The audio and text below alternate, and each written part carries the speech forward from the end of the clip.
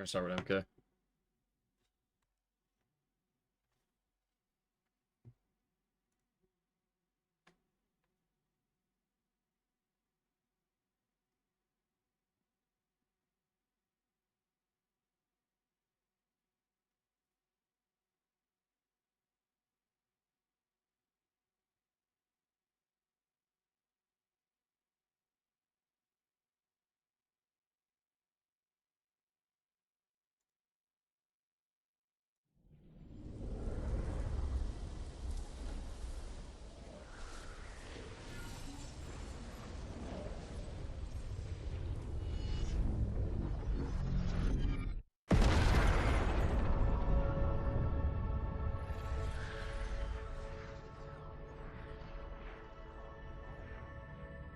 Having liberated the hourglass and become keeper of time, my next task was to restart history.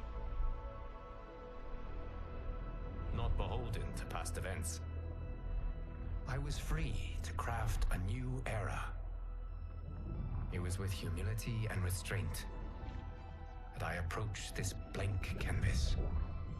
After careful preparation, I began work, painting over the darkness. After eons passed, I sketched out the realms. After eons more, I brushed them in with life. In my new era, all beings will have the opportunity to find peace. Whether or not they do will be their responsibility. For my power only permits me to begin this endeavor. It is the duty of mortals to finish it. Hell yeah.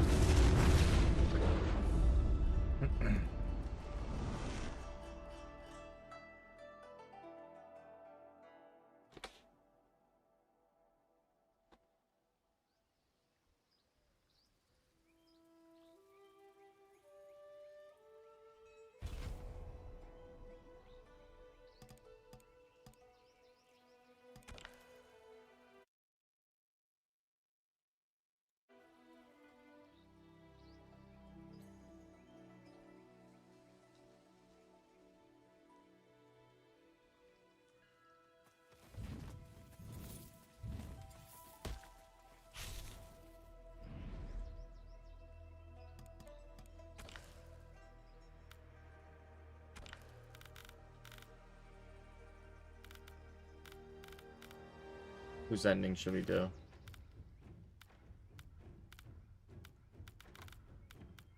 Oh, let's do Nitara's. Perfect.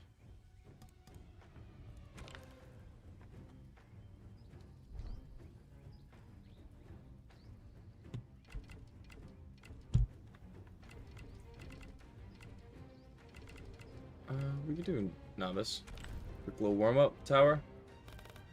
Nitara Frost. Nitara Frost. Hold on, I just gotta plug in my remote.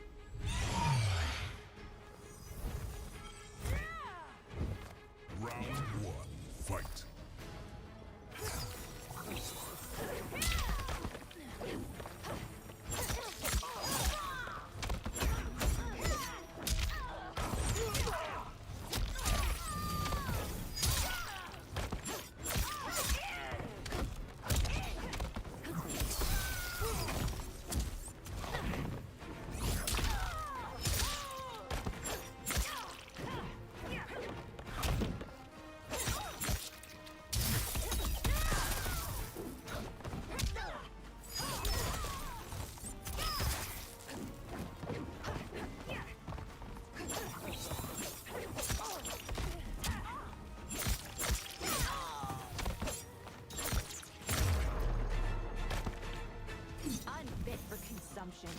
Round 2, fight.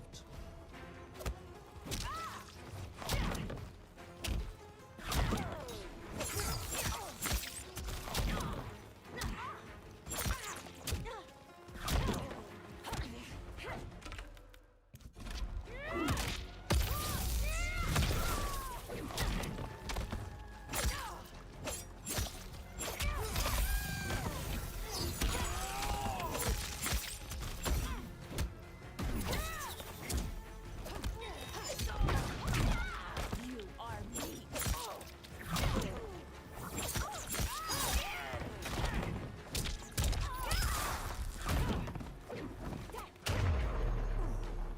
Finish her.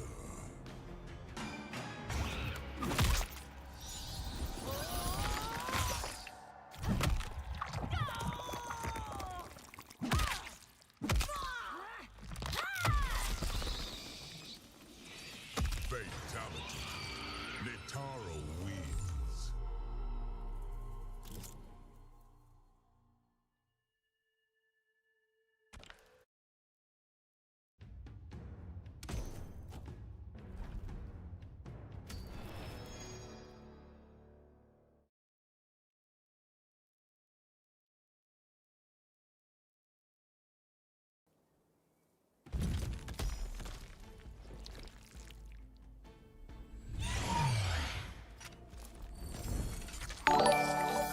Round 1. Hey, what up, Plague?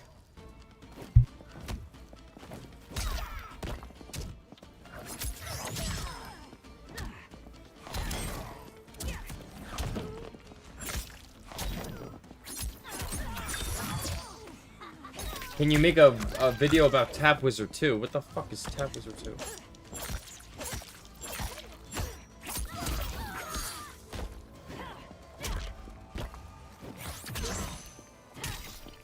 Sorry, I was just on a... I think a text. What up, Plague? Tell me what Tap Wizard 2 is. Enlighten me.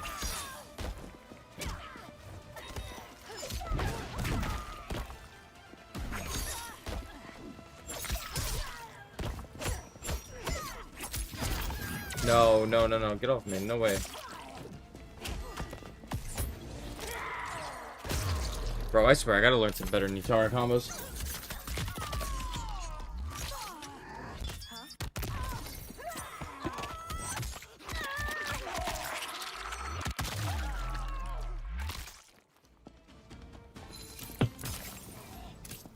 Round 2, fight.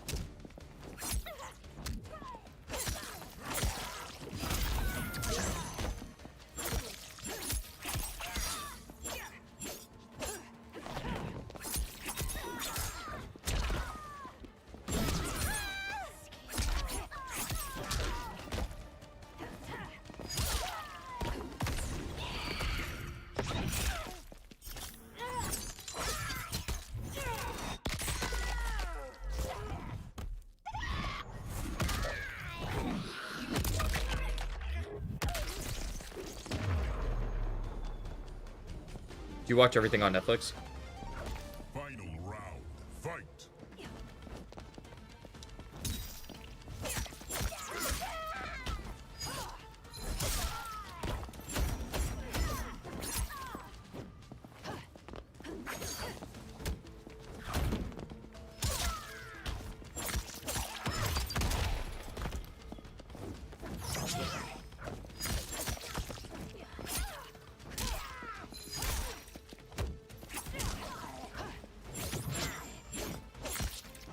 Got our bitch ass in the corner. Finish.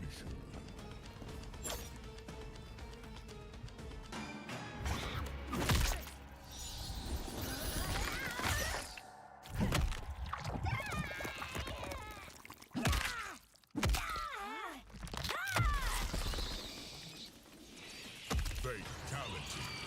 Nitaro wins.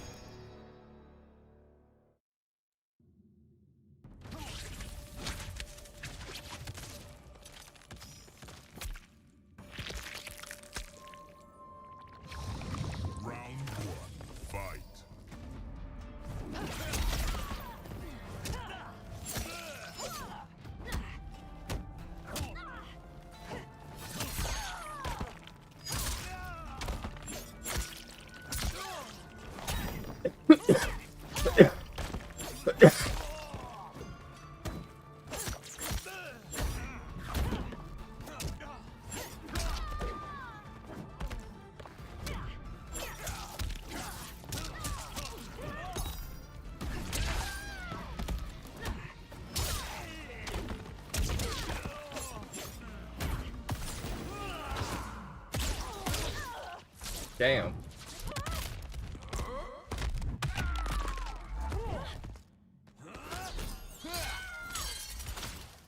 For blocking his shit teeth.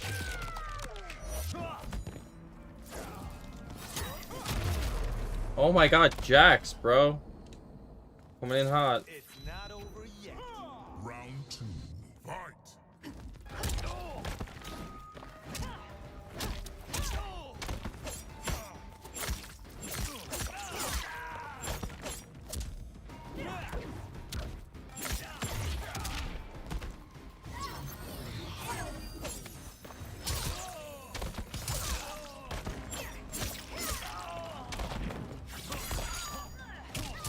Oh my god.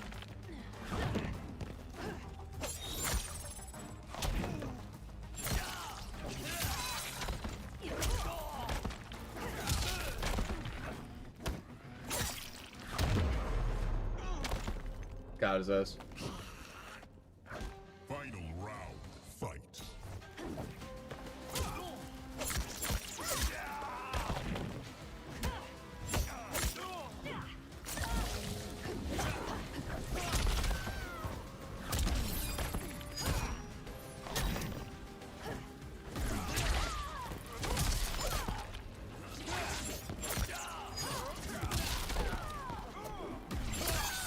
No.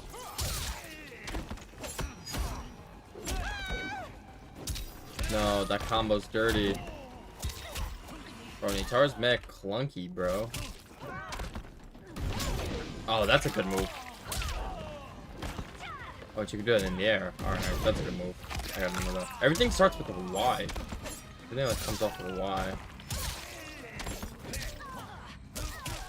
Oh my god. Really?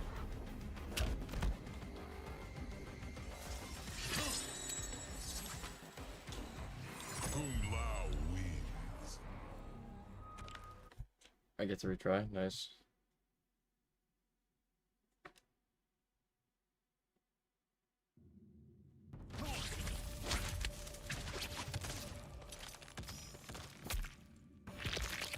Round 1. Fight.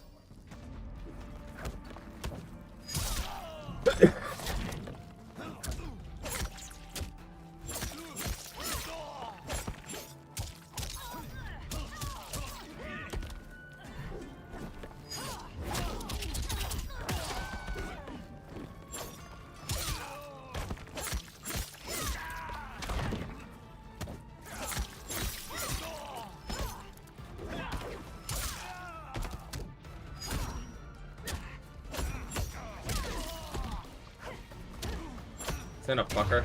Bang, got him. Round 2. Fight.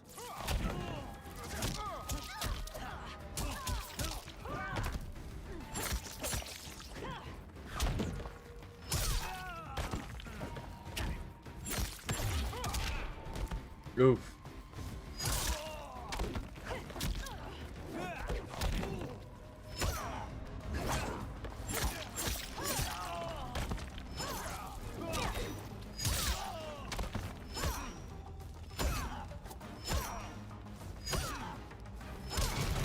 Got his ass. Your neck will be my chalice. Brutality. Nitara wins. Hell yeah.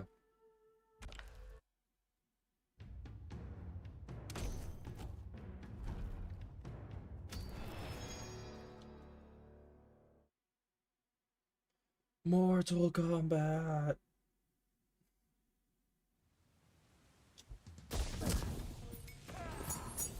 Round 1. Fight.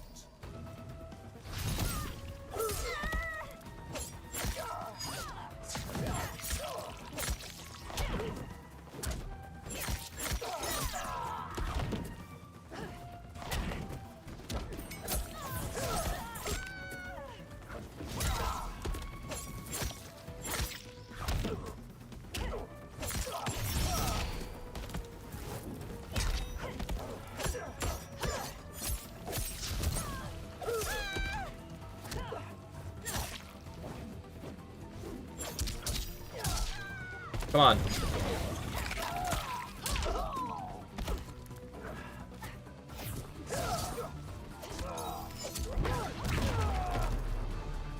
Eat Sarah. Round 2. Fight.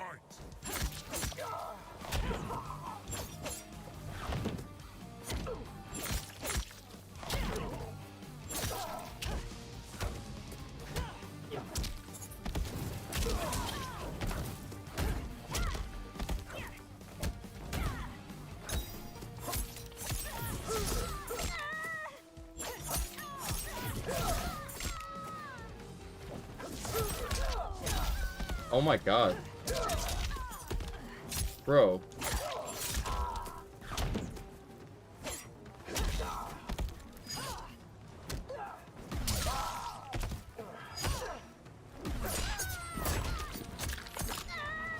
He could do that.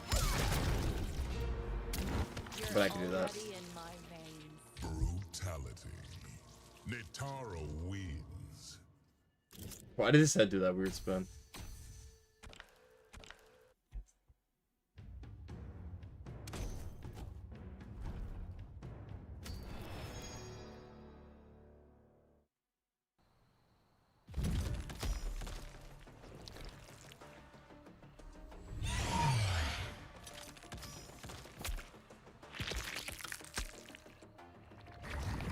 Round 1. Fight.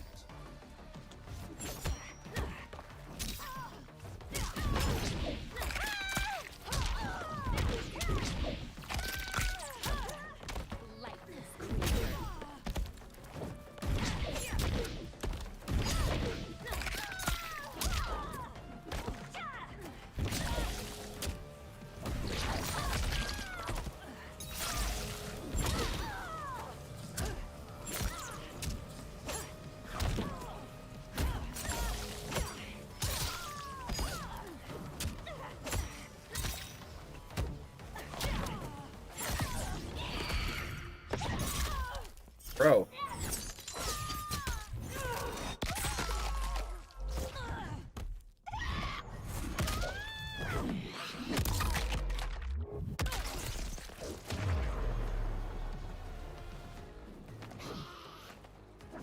Round 2. Fight.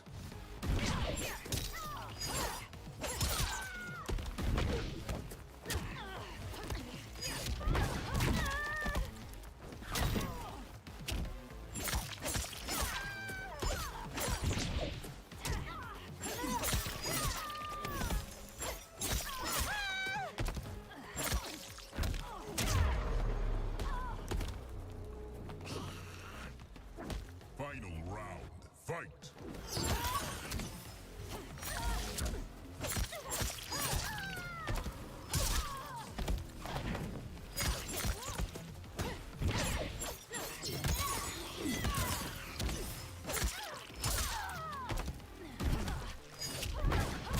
Nice.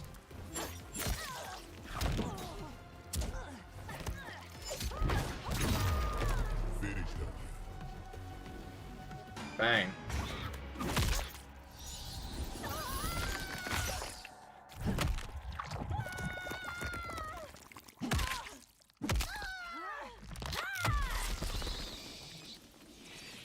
Fatality. Netaro Fatality. wins.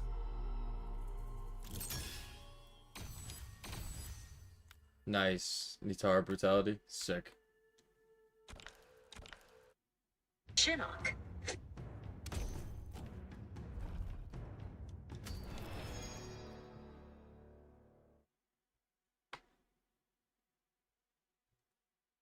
Shinnok.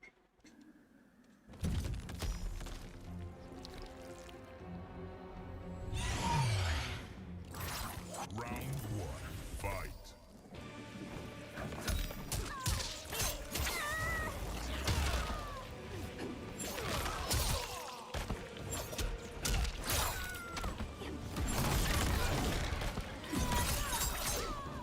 What the fuck was that, brother?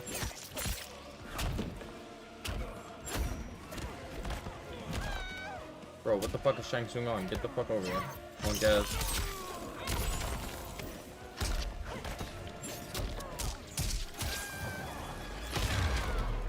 really just do that? Round 2. Fight.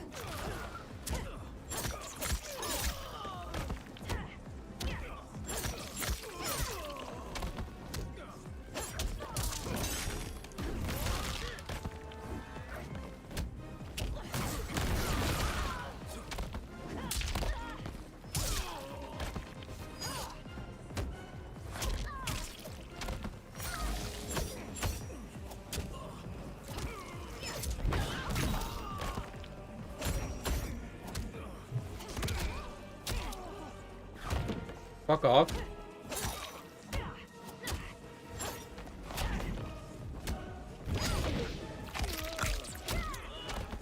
distasteful.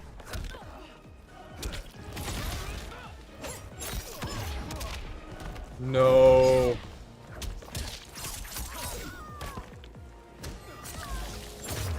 Oh my god, yes. Warm blood. Final round. Fight.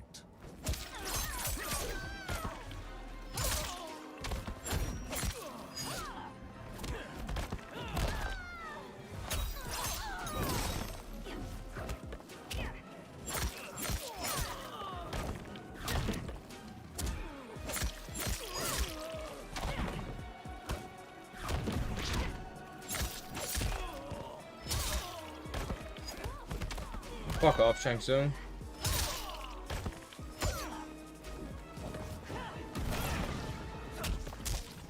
No, now he's gonna turn it up, really? Yeah, get the fuck out of here.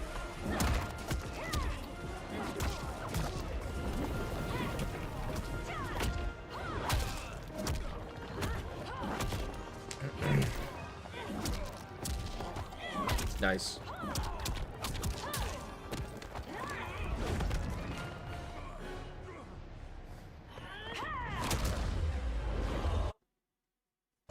Shit, my bad.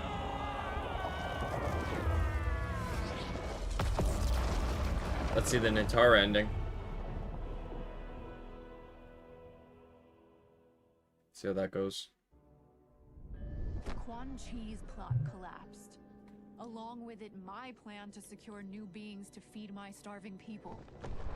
Because I'd advocated for partnering with him, I was held responsible. If I didn't seize for Viternus' new feeding grounds, the Coven would banish me. But then, I had a revelation.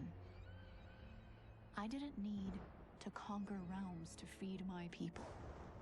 I simply needed to capture enough beings to breed them. Once they multiply, Viternus will have a limitless, renewable source of food. Ooh. And I only need a few thousand to start.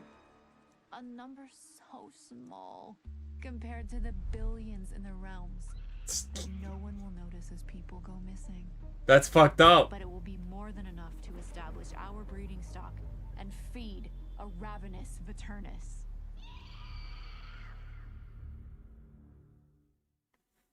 That's insane.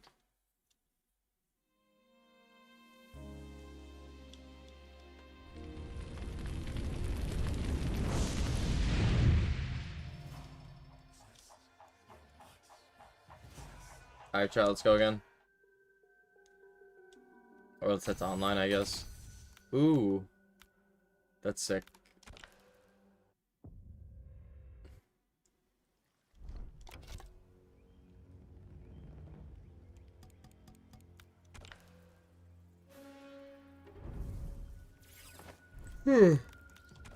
Let's go throw that on Frost. Let's go see.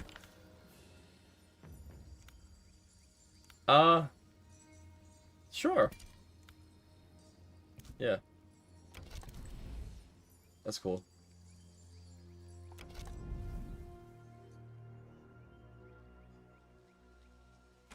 Let's check out Nitar quick, then we're gonna go online. We're gonna beat some ass online.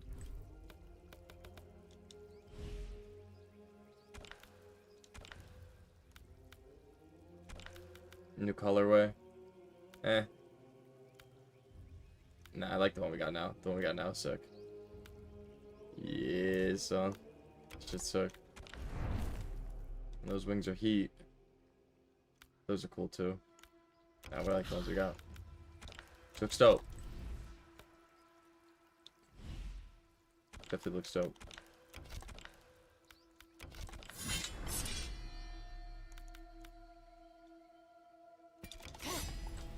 Alright, let's head online.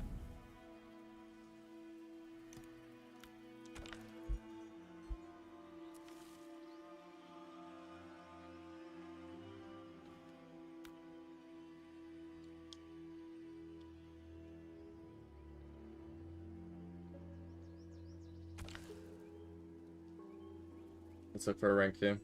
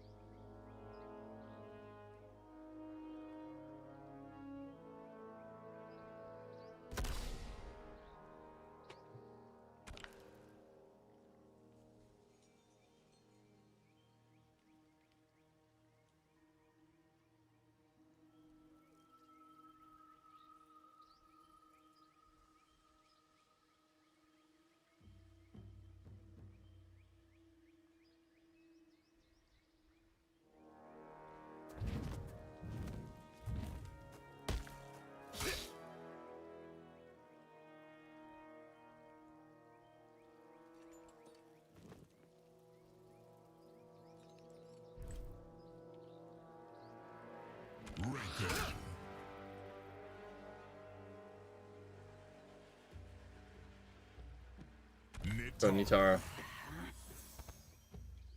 Frost.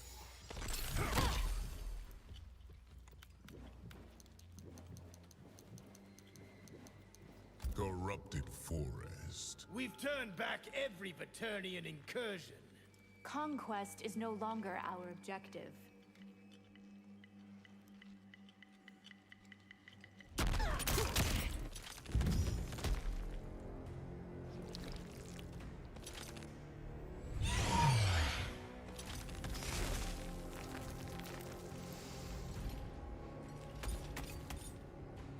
Round one. Fight! Let's get it.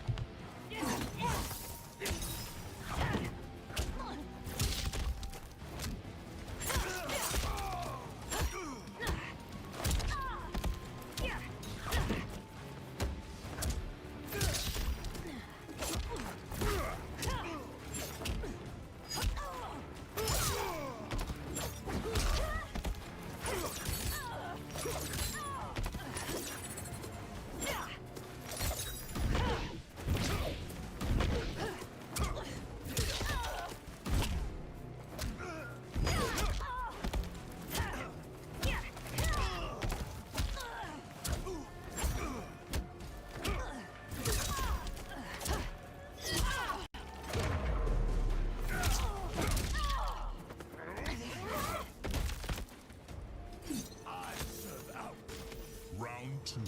Fight!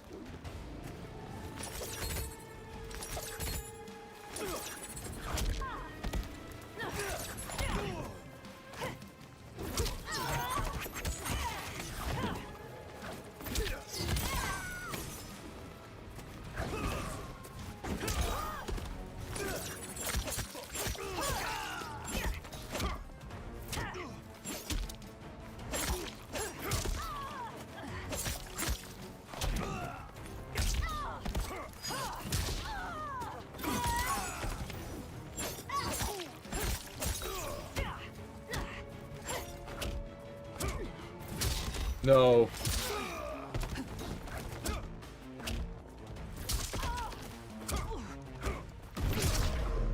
No. Finish her!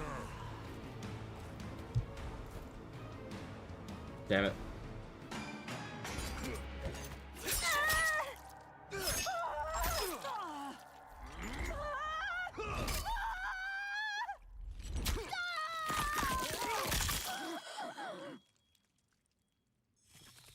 Fatality. Reiko wins.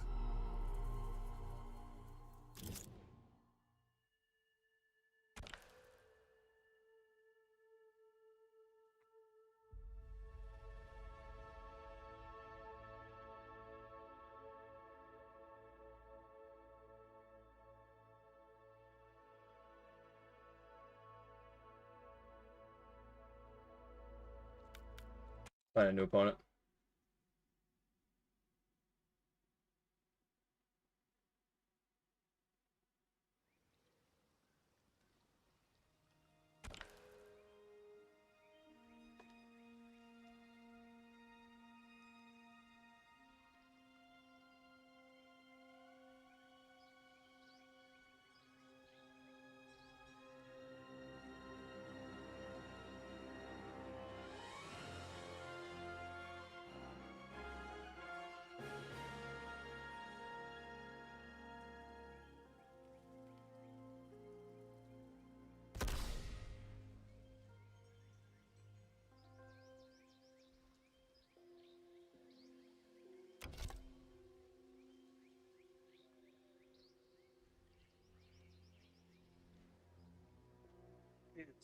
She my bitch.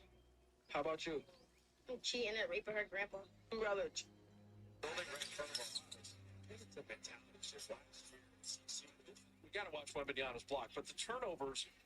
What's that from a player's mindset of the coach saying, "Hey, we can't turn it over"? Building right in front of us. It's a mentality. It's just like.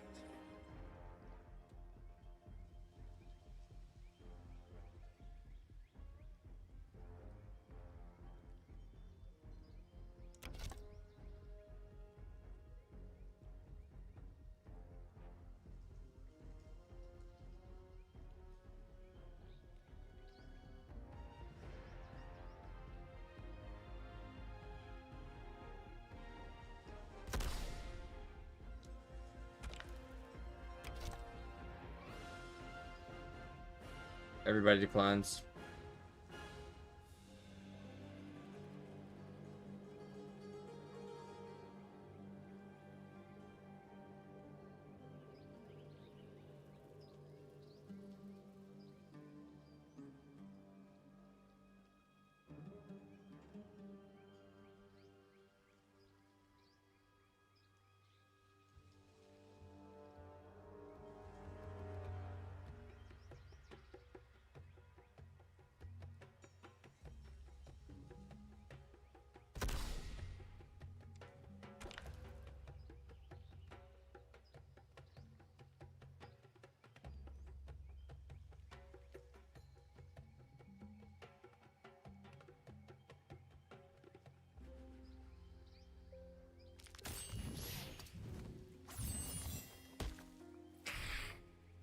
Kenshi. Nitara. Shujinko. Frost. The Hourglass. Vaternis first attacked Earthrealm centuries ago? Where else would your vampire myths come from? Round one. Fight.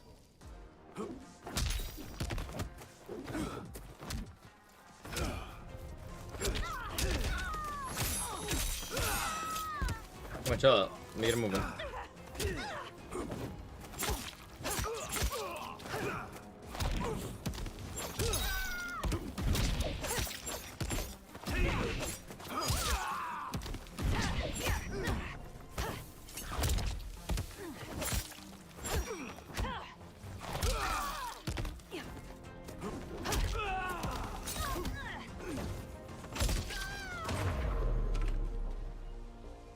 Here's your motivation.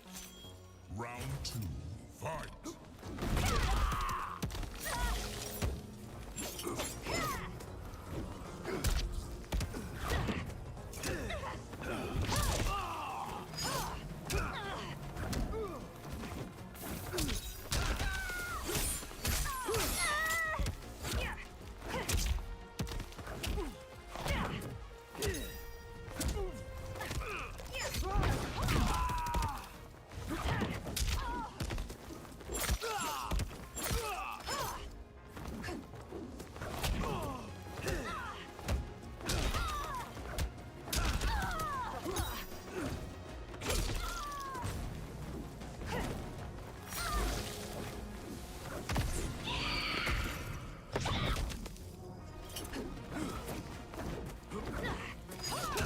Oh my god. Finish her.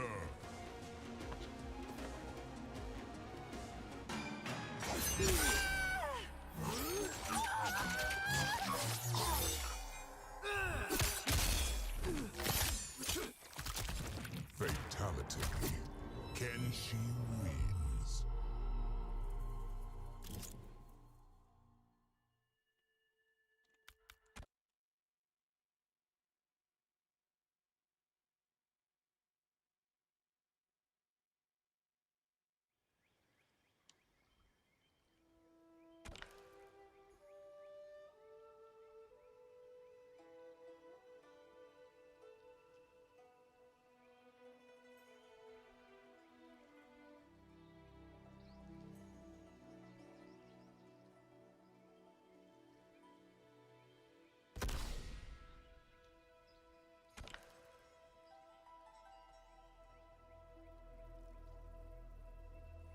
It's time.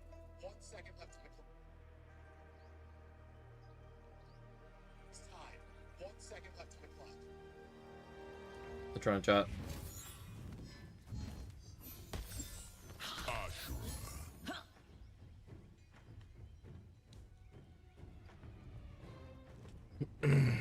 Nitara. Kano. Ooh. Frost.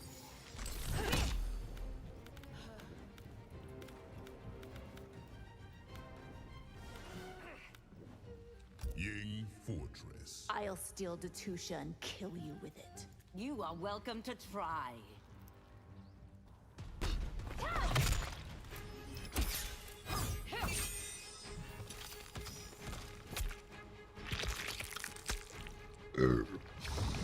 Round 1.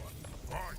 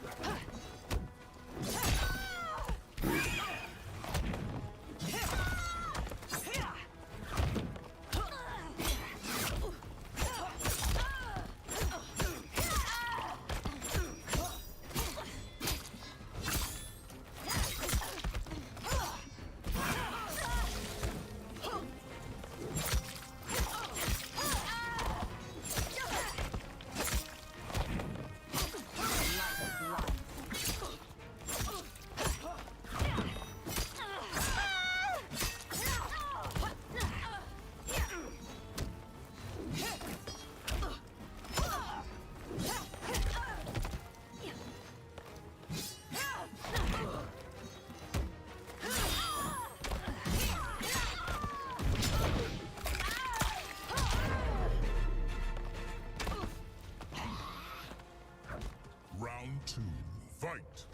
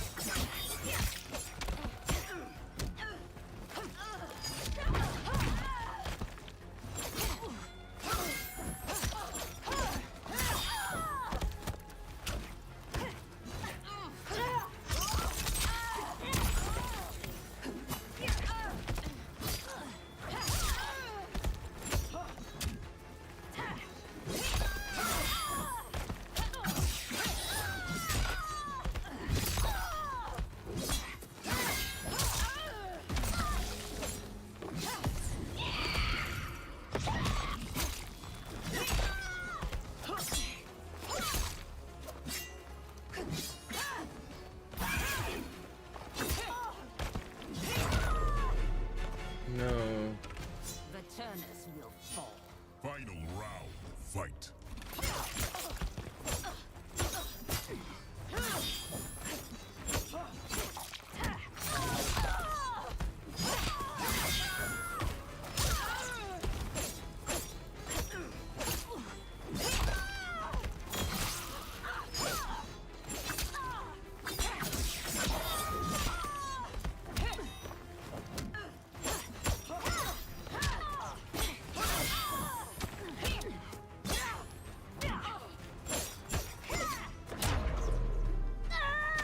Finish her.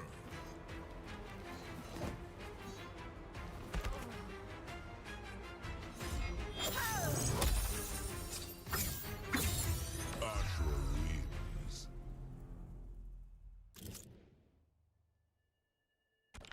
Gosh, wins.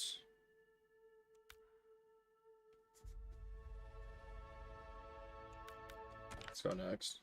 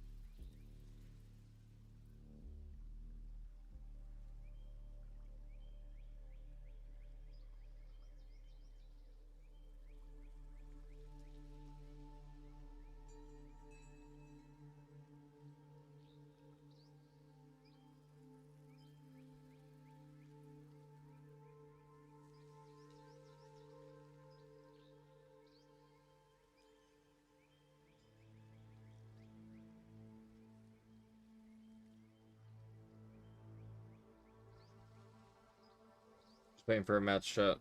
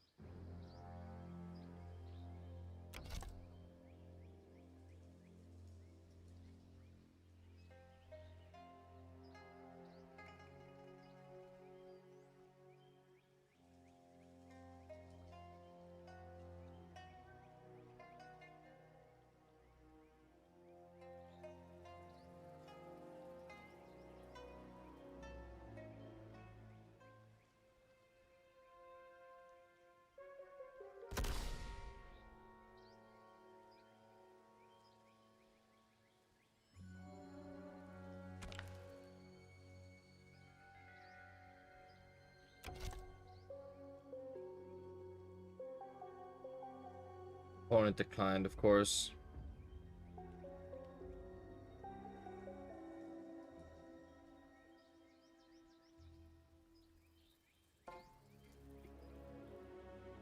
Just waiting for a match shot.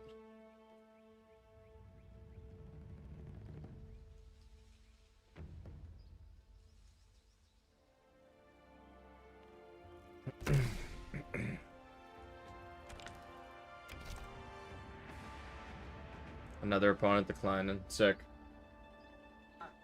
We might get one guy to accept soon enough. Keep going.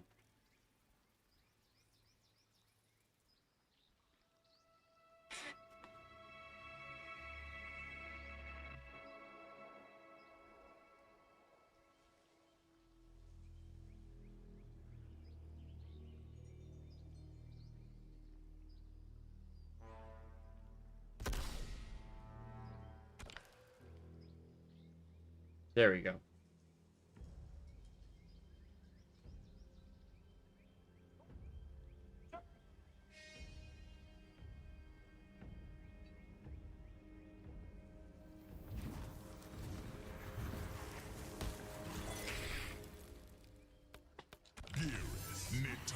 Nitara.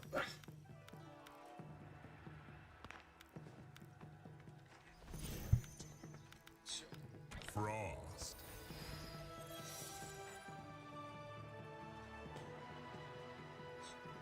Frost. Hanging Gardens. Liu Kang must help. He made us. Vampirism was not part of his design. Round one, fight.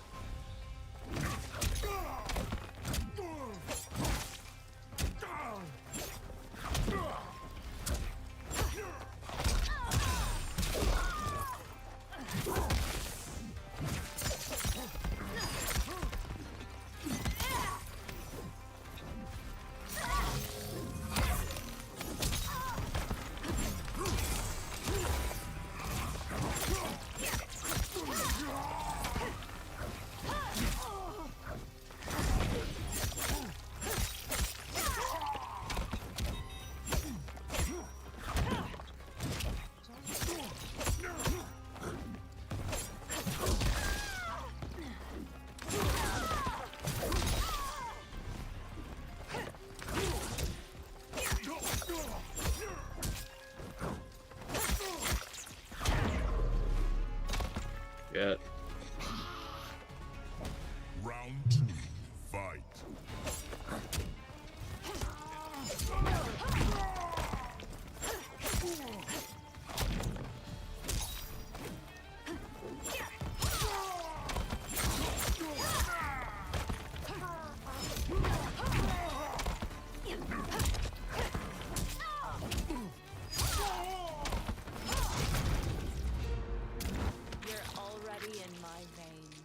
Brutality. Nitara wins. So sick.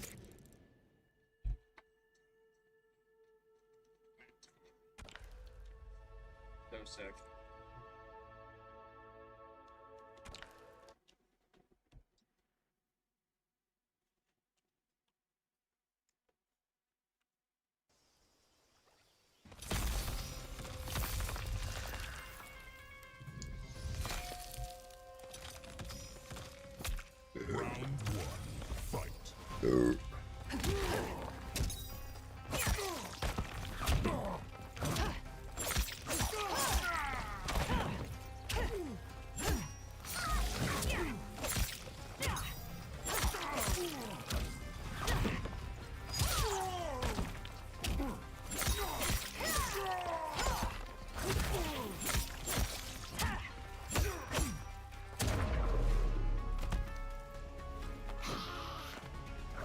Round 2, fight.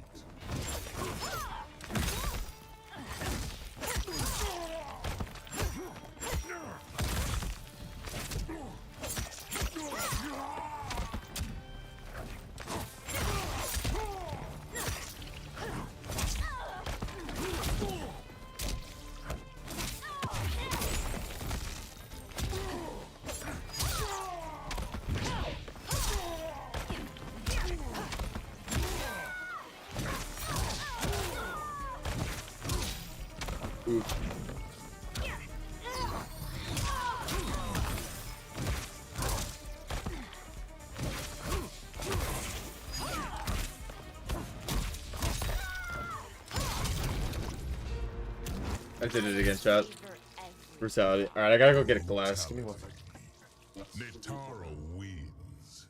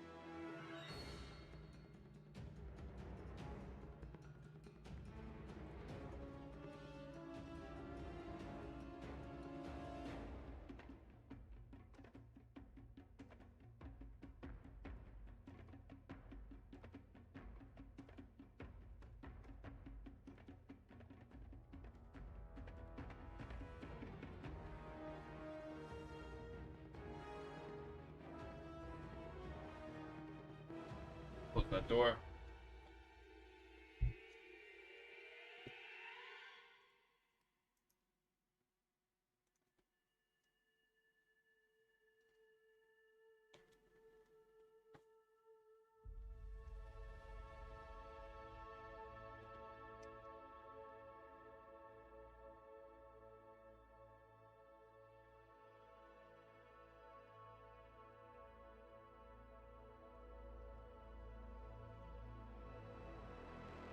My fans is Coil Munchkins. I don't know if it's enough to be the only person with fans literally named after the donut itself. I thought that's why you called me here. Mrs. Spice. Yeah. I don't think you realise how crazy this guy is.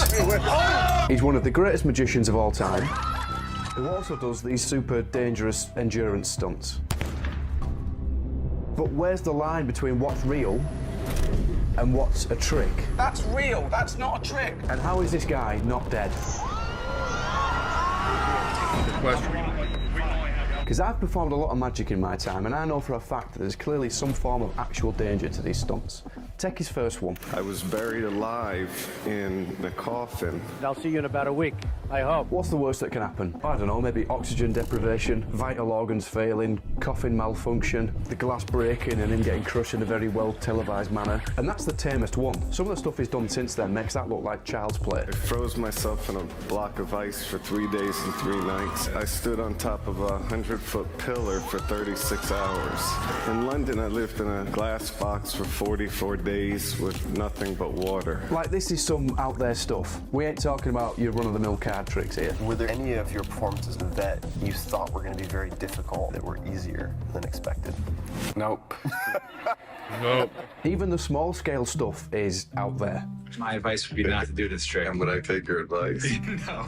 Here's where it gets interesting though, because sometimes he'll frame these things as if they're a magic trick.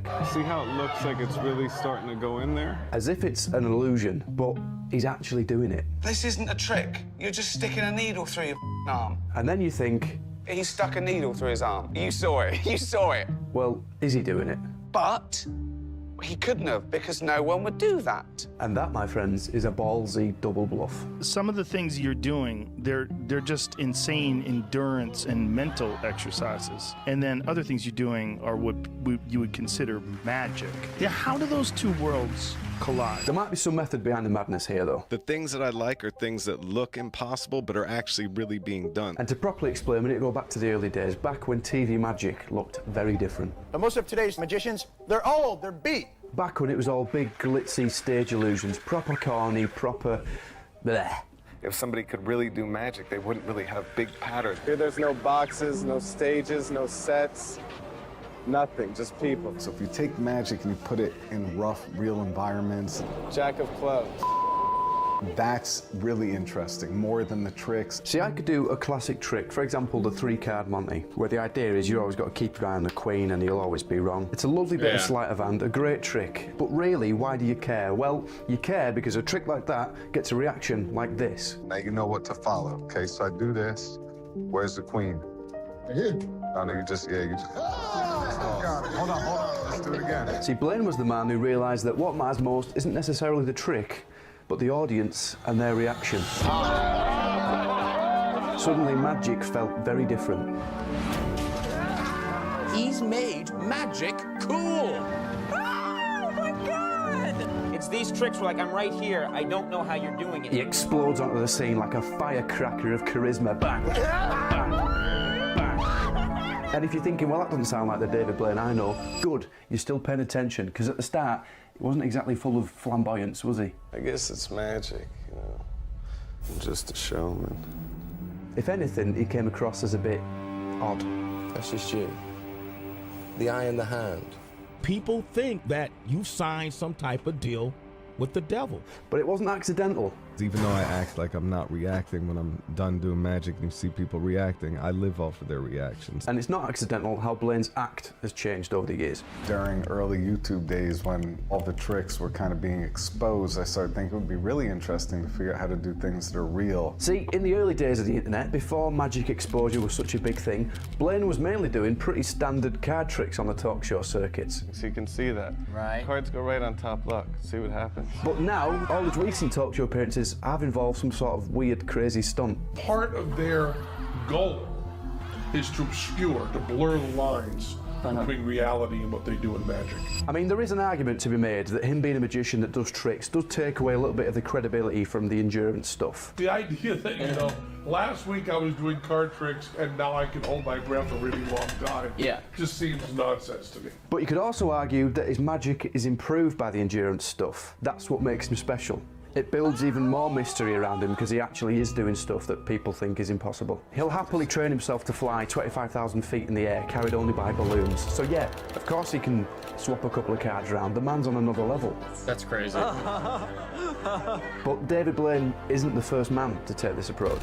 One of Blaine's biggest inspirations, Harry Houdini, and arguably the greatest showman of his time, Harry Houdini was a magician known the world over for blending tricks with reality. I would study books on Houdini, look at images of him, and I think it started to make me think about magic in a different way, about real versus tricks. You know, at the age of 5, when you see a man chained up sideways to the side of a building, straitjacket, looking really scary, you don't forget that. When I was 5, I said to my mom, I'm going to be a magician one day, and she went, that's amazing.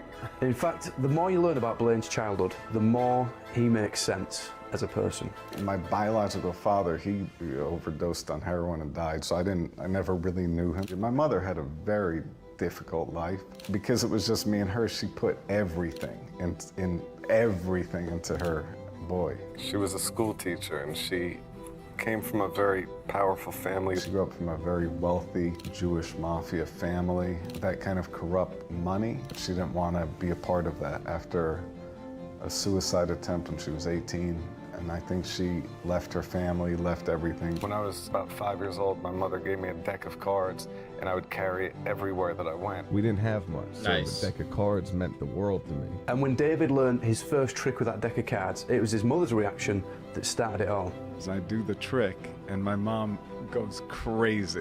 Like it was the best thing ever. And she jumped around like she had seen the most amazing thing ever. I became obsessed with doing magic and getting her reaction. She was very loving, very affectionate. She always dreamed of me going, you know, to a great school, but when she got sick with cancer, that wasn't an option. The suffering that she endured and how she found so much beauty out of it, I think that sort of planted the seed to, you know, what is there on this other side of enduring things? When things are tough and they're difficult, that's when I'm alive. And it's that whole journey of pushing yourself to do Hell yeah, things David that Blaine, you you're a goat. physically don't think you can do. That's the best part. I do believe that comfort puts a complete damper in being creative or getting anything done. I like that you can override your body with your brain to do things that seem like they're not real. But this hunger for what's real has come at a cost. In London, What the fuck just happened? Anesthesiologists, surgeons, I was watching emergency that. medicine physicians, pain management. lived in a glass box for 44 days with nothing but water. My heart wall, my bone mass index, everything had decreased by about 33%. I lost 60 pounds in 44 days. I think I went into mild organ failure. At the end of the stunt, when I went to the hospital, I almost went into shock and probably could have died. That one I feel like I never fully recovered from. It did real damage. I don't know, I wouldn't recommend anybody does that. This man is not scared of hurting himself. What did he do? It's a mild. 44 days in a box? In London, I lived in a glass box for 44 days with nothing but water. My heart wall, my bone mass index, everything had decreased by That's about crazy. 33%. I lost 60 pounds in 44 days. I think I went into mild organ failure. Jesus. At the end of the stunt, when I went to the hospital, I almost went into shock and probably could have died. That one I feel like I never fully recovered from. It did real damage. I don't know, I wouldn't recommend anybody does that. This man is not scared of hurting himself. If anything, he encourages it. I wasn't afraid, you know, if a shark bites my leg off, so be it. There's a trick that's seen countless number of magicians get injured, the smash and stab. That's sharp. There's a nail with the wooden block inside of the bag. Oh. It's a nasty one to get wrong. You joking? No. Oh! Even the thought of it. Bleh. Many of the people out there didn't want this to work. And Blaine has done it before in his specials, absolutely fine. didn't want this to work. And Blaine has done it before in his specials, absolutely fine. They wanted this to go wrong. But recently, live in front of an audience at his Vegas show, it didn't go to plan. Get me on 3, 1, 2. Ah! Woo! That wasn't good. Damn it. That was not great. And what does he decide to do?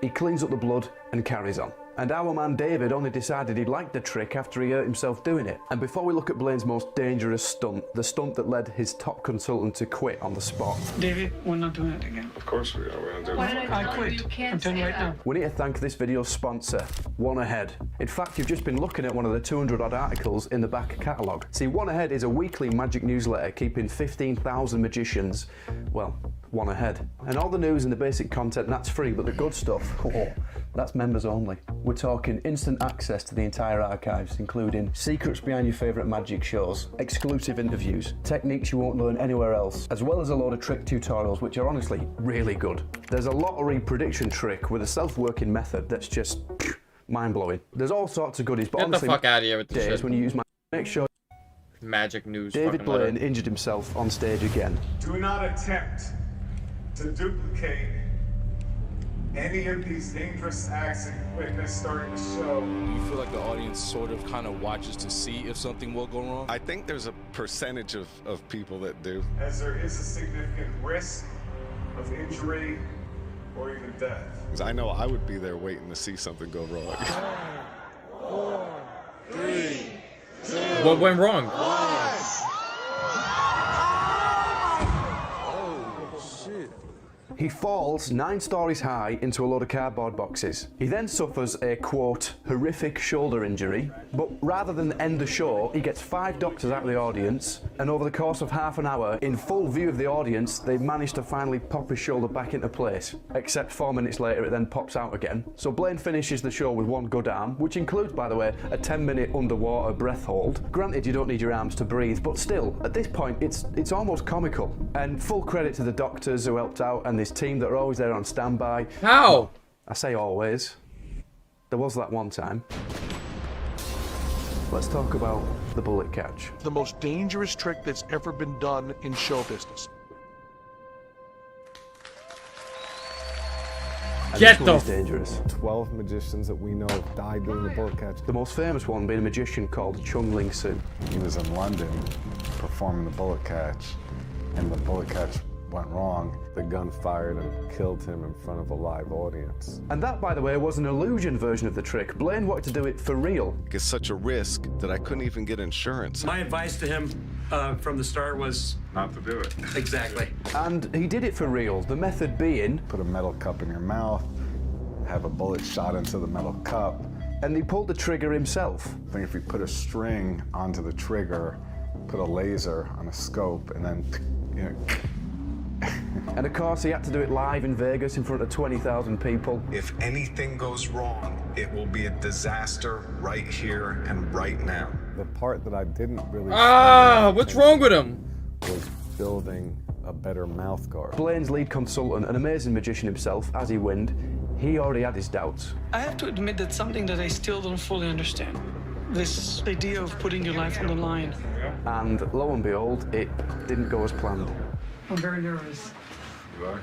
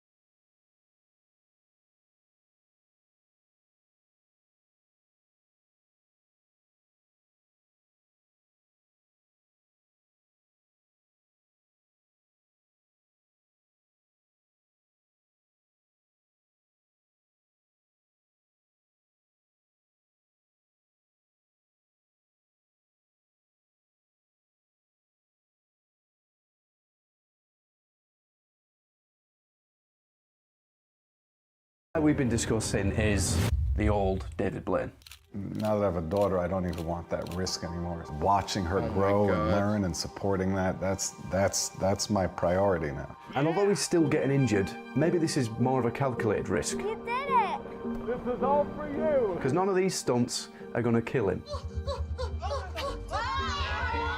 Properly. This is your... What? Oh, Jesus, what are you doing? But that's the point, he's a showman.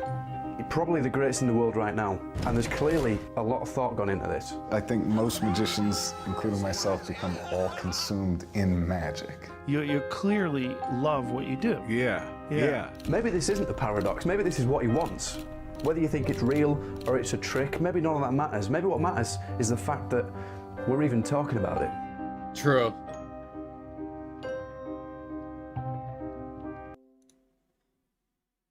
Spectrum Business is made to work for small business, made to overcommit and overcome, made to log in and ship out, and made to do it all with fast, easy-to-use internet, phone, and mobile services that work as hard as you. Spectrum Business, made to work.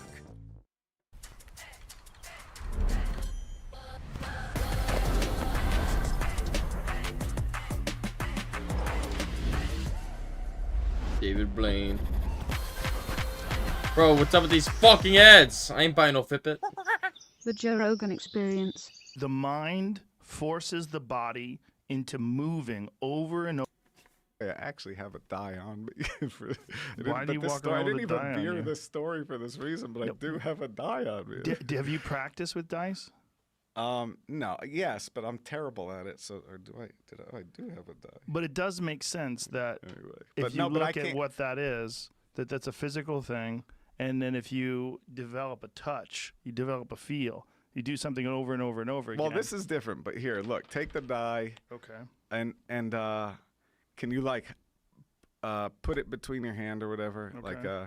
and can you mix it like that? Uh-huh. And then squeeze it when you're done, or no, keep it hidden, but put it on the table, but make sure you can't see it and I can't see it. So you agree, like no one could see No one that, can see right? it. No one can see it. Are you sure? 100%. Do you want to do it again? Try it No. again. Just no, because No, I'm it could good. be weighted. So just, or you're done. not You're worried. good? Yeah. You're good? Yeah. Okay. Say a number between 1 and 6. Like pick a number up to 5. 6. Okay. That 5 is what I said on the craps table, right? Yeah. But I already know that it's a 4. And the 5 is here, basically. How do you know that? That's uncomfortable. That is uncomfortable. Can you do that again? They're drinking all that shitty water, bro. Probably There's no not. way those You people know drink what that we'll water. do? But stop whenever you want. Yeah, because it could be like a weighted die. By the way, that's how people cheat with dice. Is they also take the die and they flip it and they want it to be, so it's like you throw the numbers. So you said you wanted a 5, right? Yeah. Go ahead. Yeah. It's 5. Get that voodoo away from me, man. The fuck is that? Fuck. That's so weird. That must be a rush for you, though, just to blow people's minds like that all the time. But see, so it's not, I don't think of it. So what happens is the digital fixation part of like the love of just like learning something new and exciting. That's like really the stimulus is like that fixation almost. It's like the meditative thing that you're talking about. But as a magician that is performing and trying to make TV shows, it's really difficult because you have to like keep coming up with new things, that's hard to do.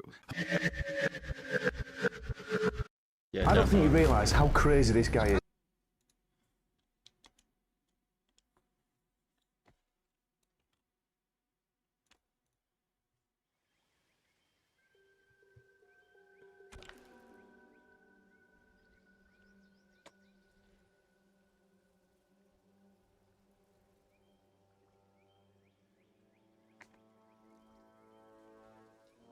I'll wait till I finish this drink and then them off. Big cow, this kid needs to get off the game.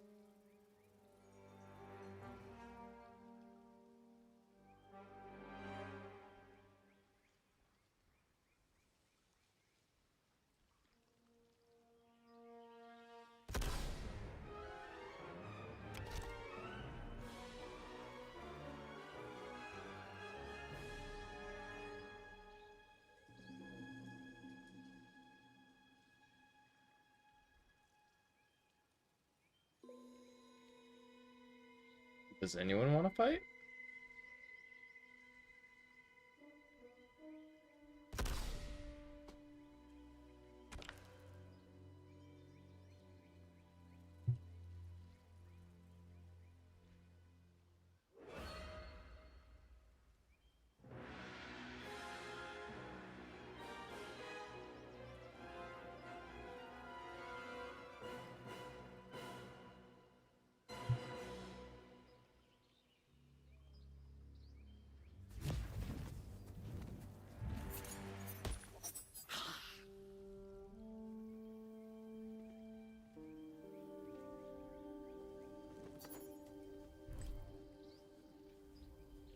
Nitara smokes arena.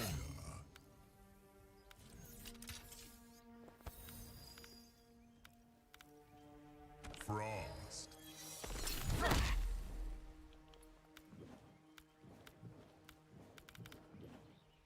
Sundo. Ashra is hunting for you. She better hope she doesn't find me.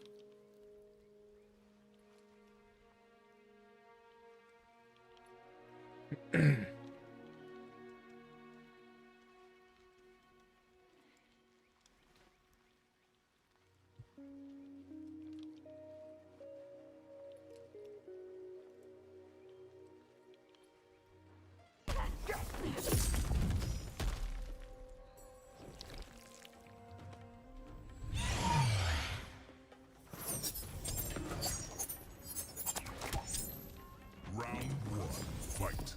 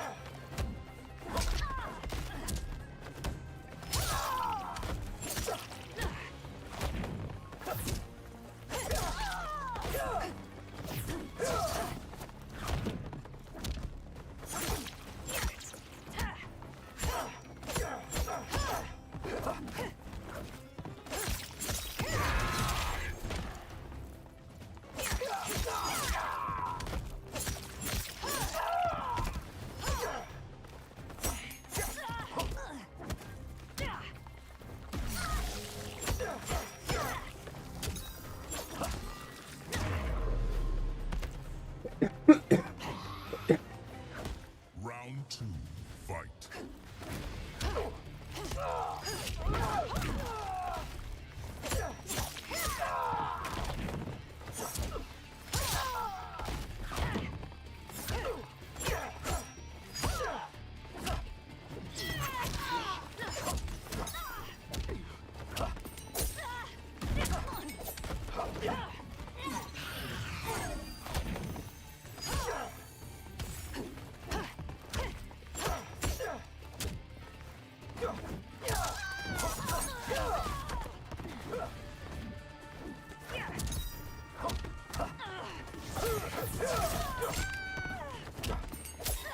No.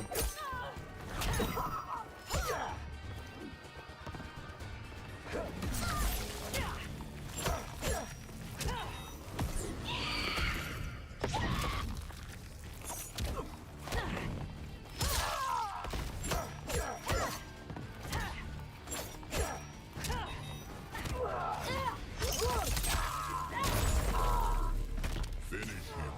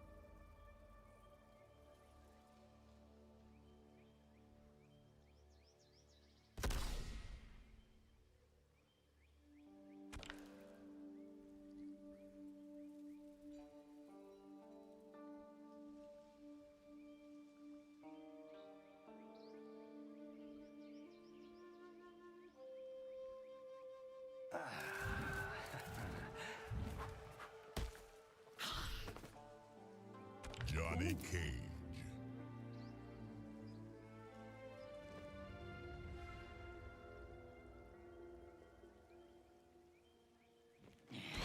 Let's go, Nitara. Cum Lao. Frost. The Gateway. Why are vampires always such foxes? How better to lure you in?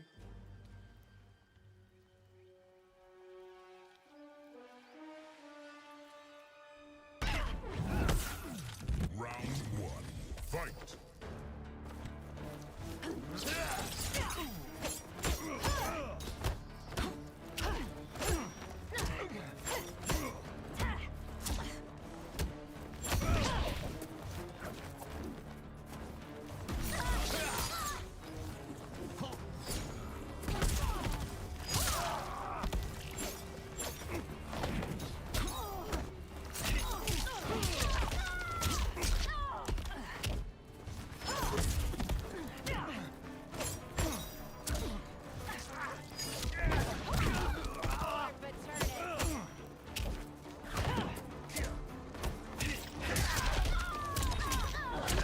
No.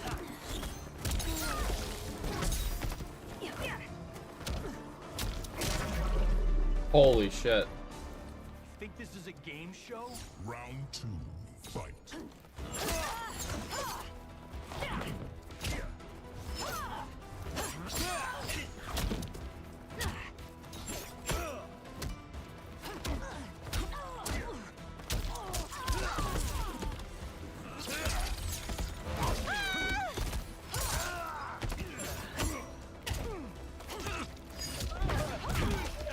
Slake my thirst.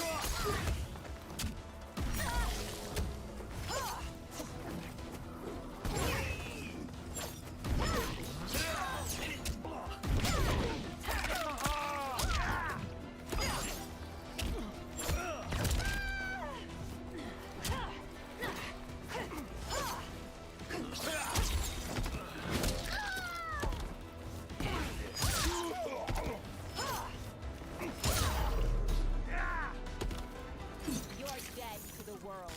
Final round. Fight.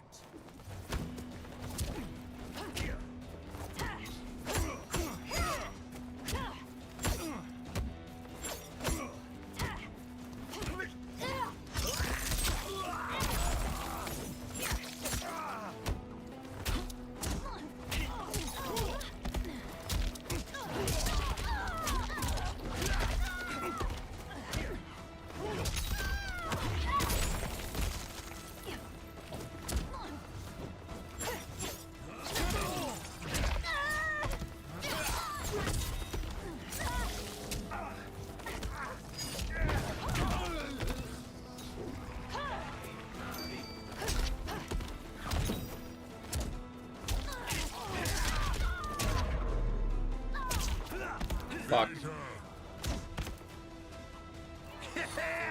Bring it. Johnny Cage wins.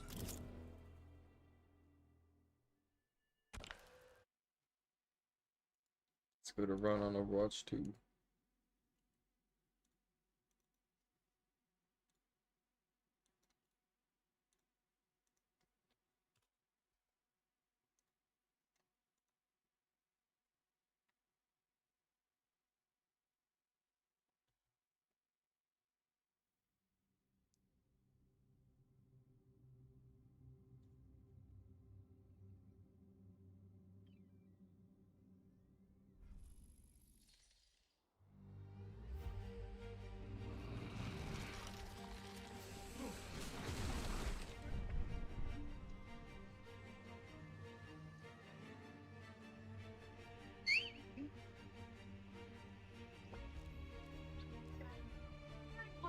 Is next here on Virginia.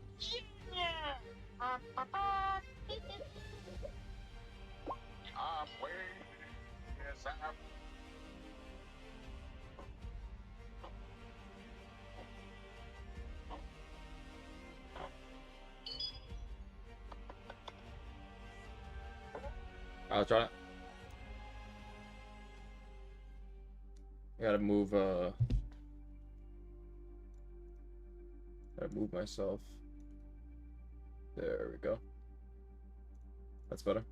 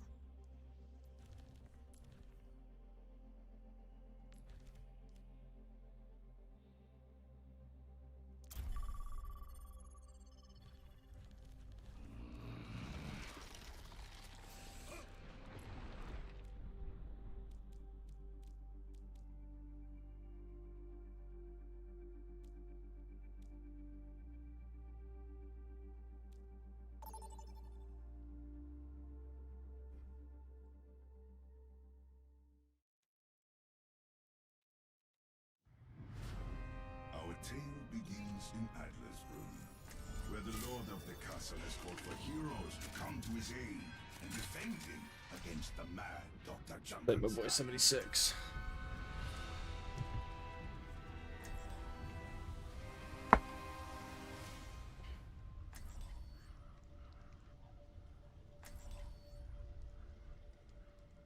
These were the wanderers who took up the castle's defense. Dr. Junkenstein lost his souls. Tonight was the night. Junkenstein's revenge.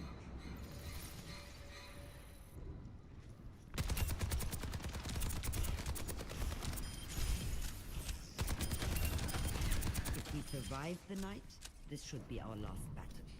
No, I cannot rest until we have justice.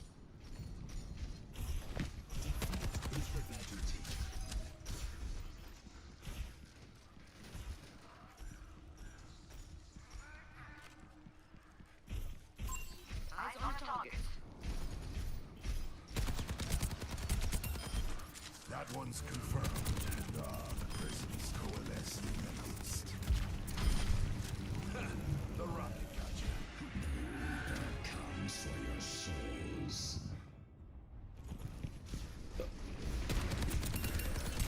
Once a man, the Reaper betrayed no trace of his former self. I'll hit you over here.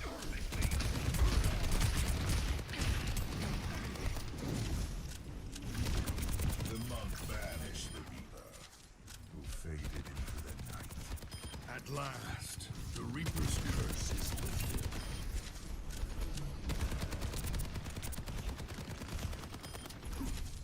Shotfire on the left!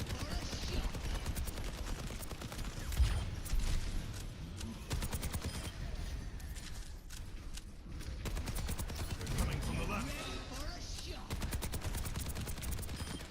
Not good enough. Shotfire on the right.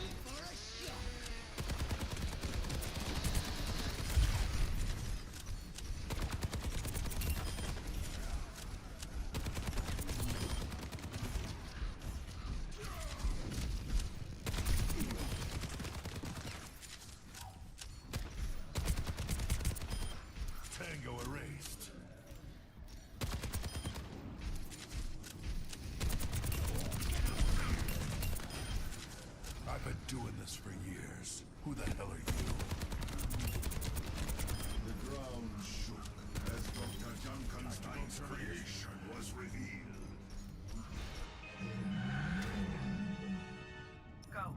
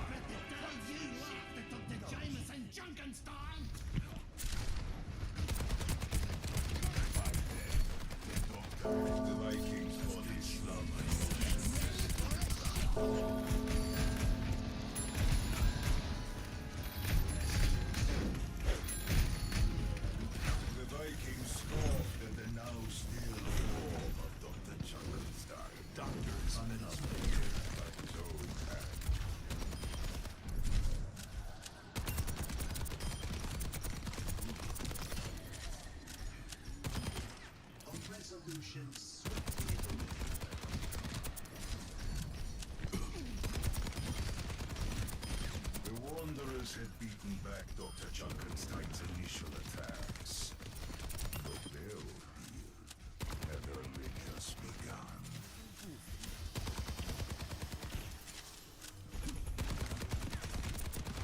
The shadows shake and coalesce. The Reaper. The enemy is attacking from the left.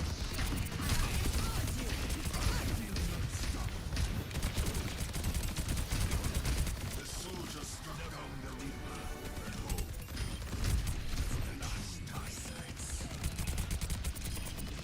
Our enemy fought. The monk had succumbed.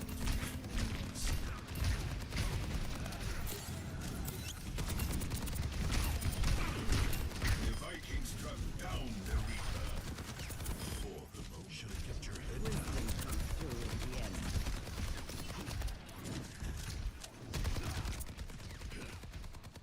Helping you out.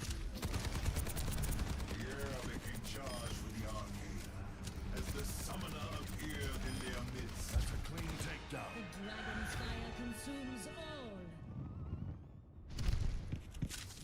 Yahi parambasta viktahe. Enemies on the bridge. Tearing out the welcome mat. Coming across the bridge. Come over here. The Viking had bested the summoner. A victory that brought him special satisfaction. The summoner is no more. Get ready for a shot.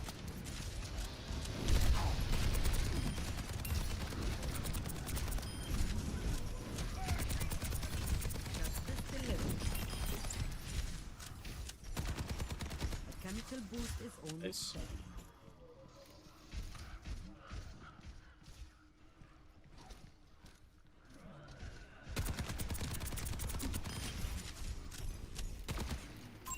Targeting hostile.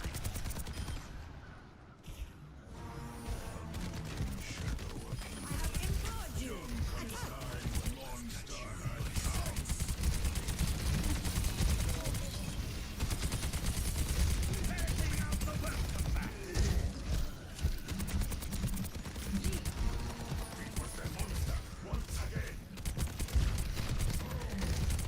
Junkenstein's monster fell.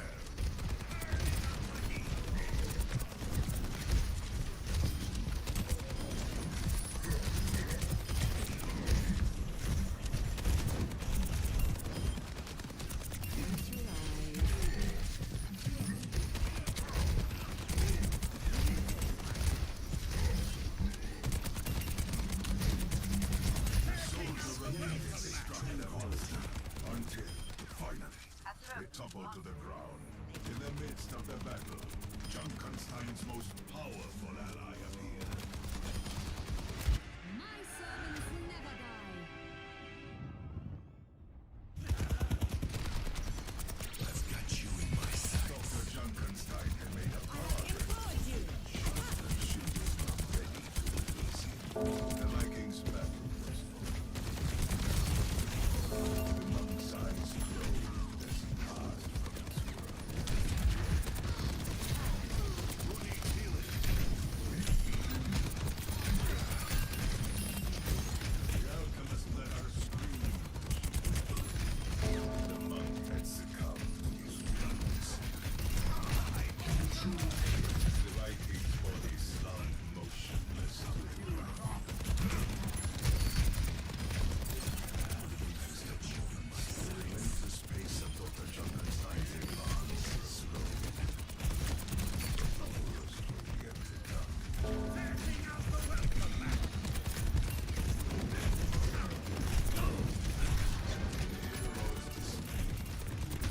The soldier fought valiantly, but in the end, he succumbed, just as his comrades in arms. This night, Dr. Junkenstein's revenge would not be denied.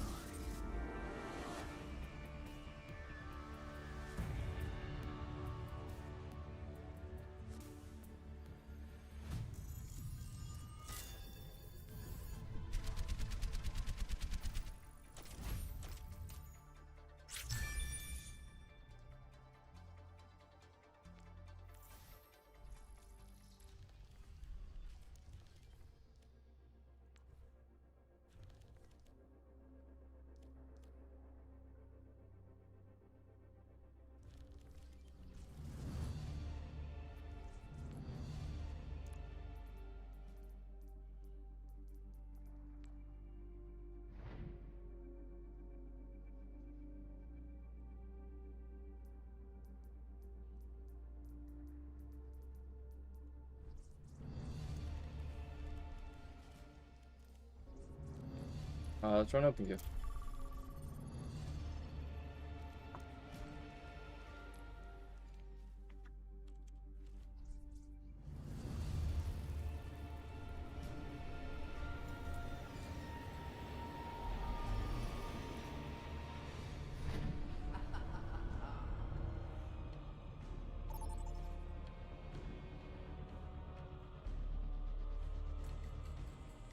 Now arriving at Lijiang Tower.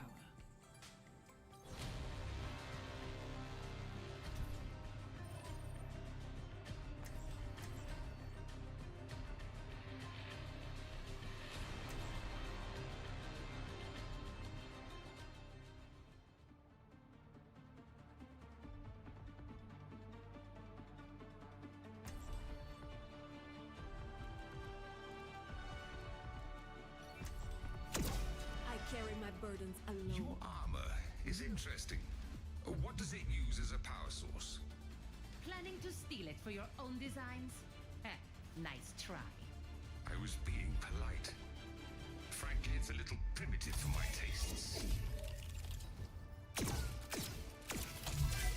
5, 4, 3, 2, 1. Round 1.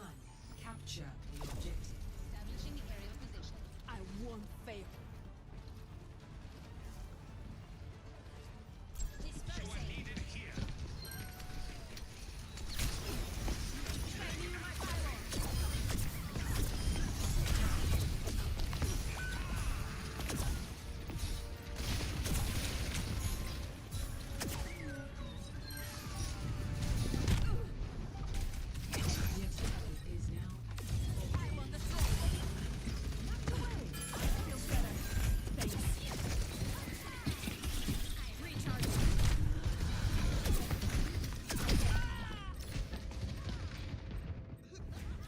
I don't know how to run this bitch.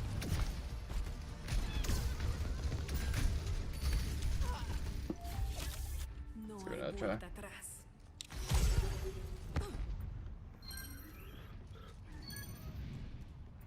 Thanks. Enemy over here. Positioning healing high road.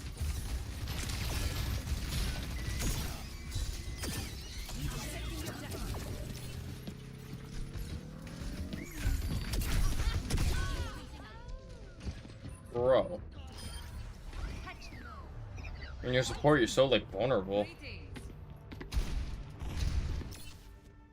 I have to stay focused.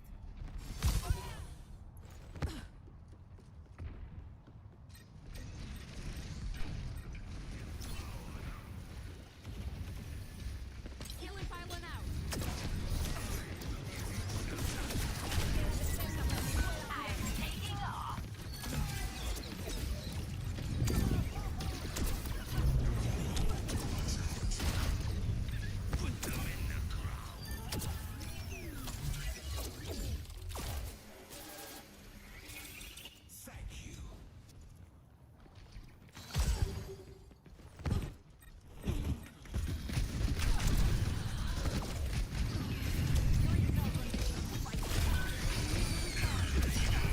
Slow.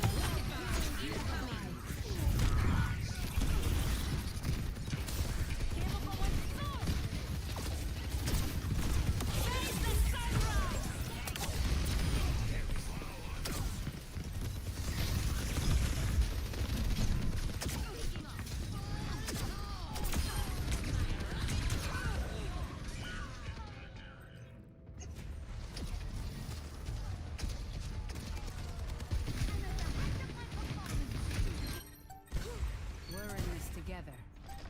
All of us. I am grateful.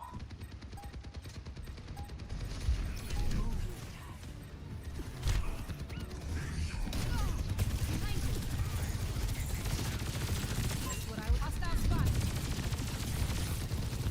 Not firing. Gotta stay on your toes, soldier. I'm on my game now. The enemy's got a turret.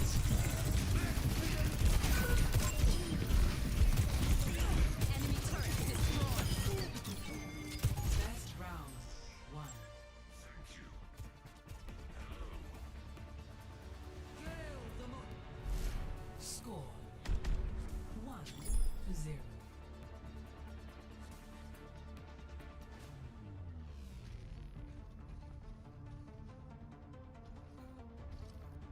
If you ever need help, just fly to me, Angela.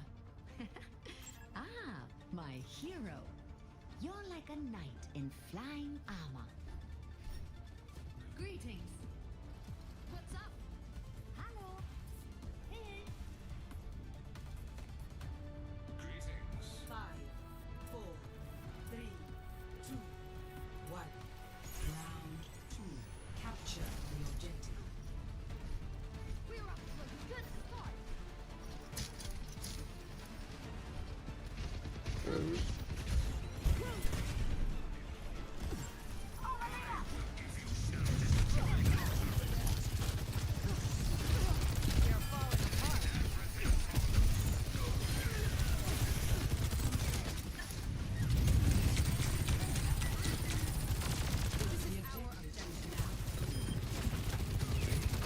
Enemy turret eliminated.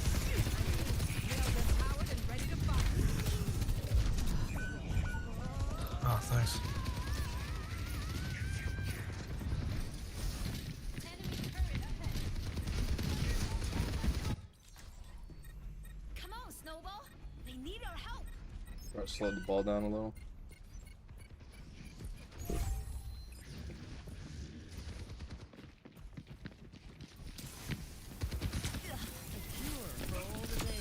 We could have just talked it out. I'm on the objective. Come join me.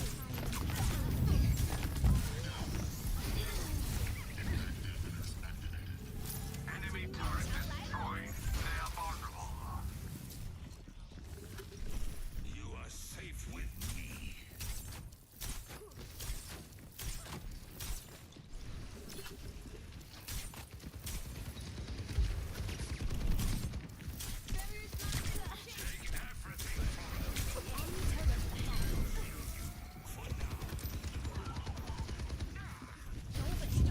Follow me.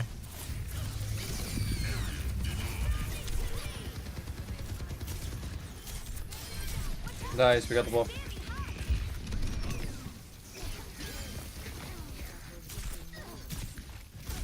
Here goes one in the back line.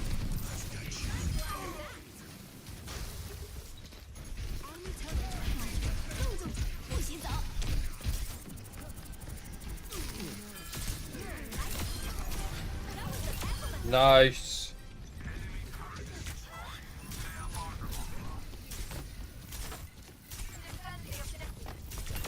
Oh my god, the headshots. Ball on point.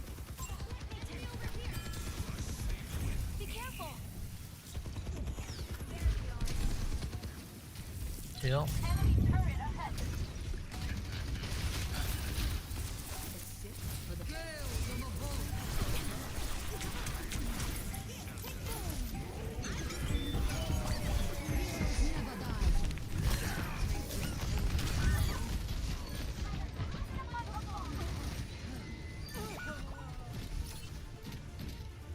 Nice job.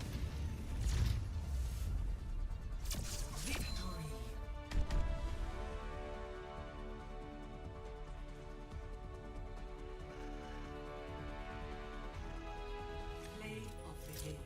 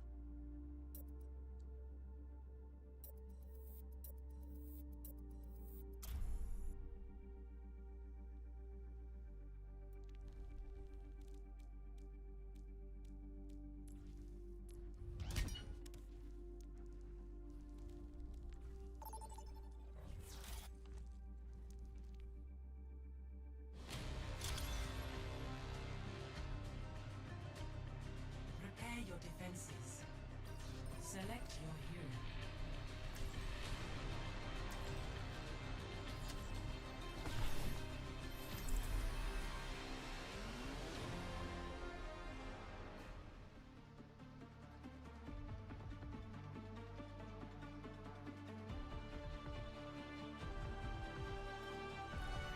I'll find my own path.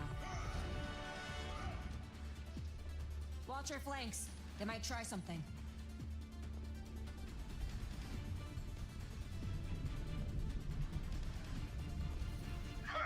They always think they can beat me, and I always prove them wrong.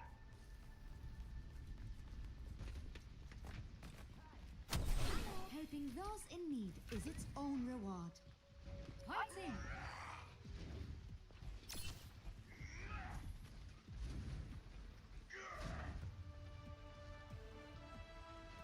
Five, 4, 3, 2, 1. Attackers incoming. Defend Get it. objective A. Let's keep each other safe. もう大丈夫。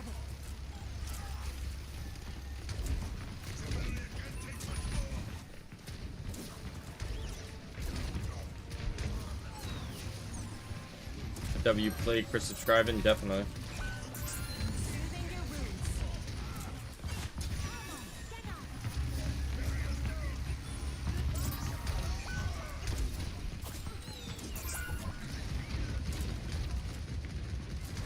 Are we getting cooked right now?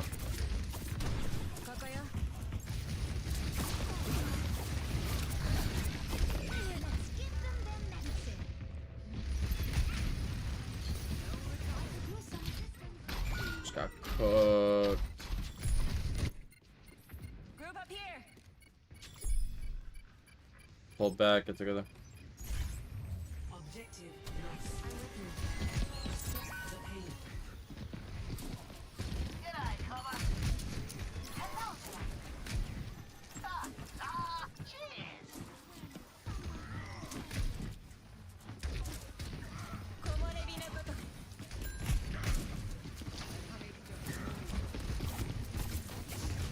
Thanks for the boost.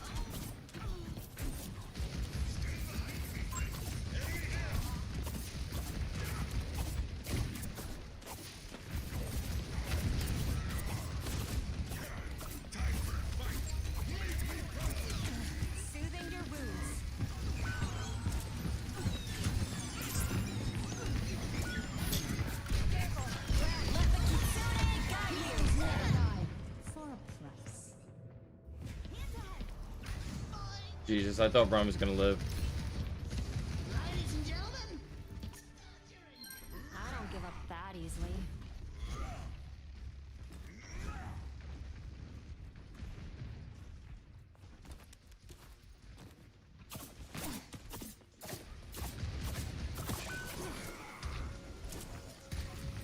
Like a gentle rain.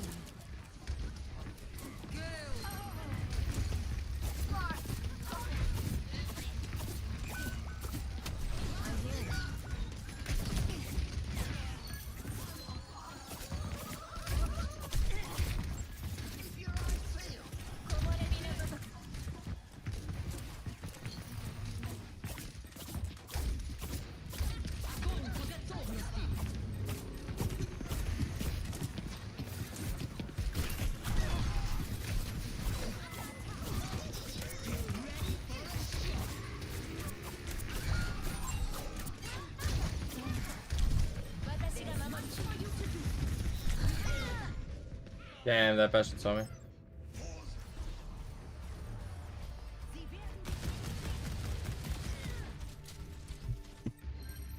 Done playing around.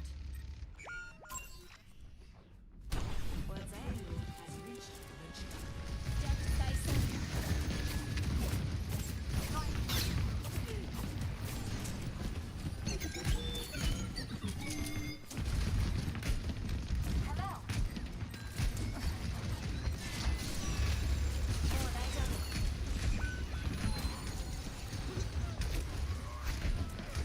Ladies and gentlemen, start your engines.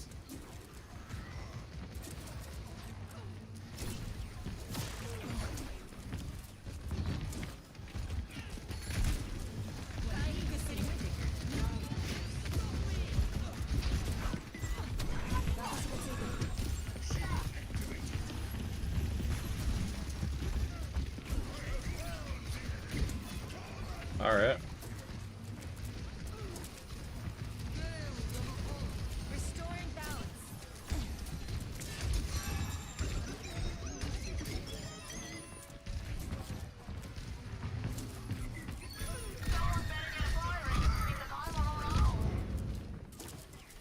Heroes never die.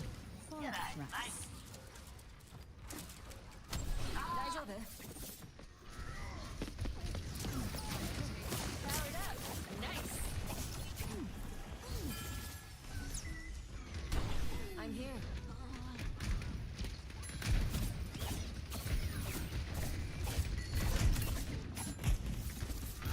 The breeze brings relief.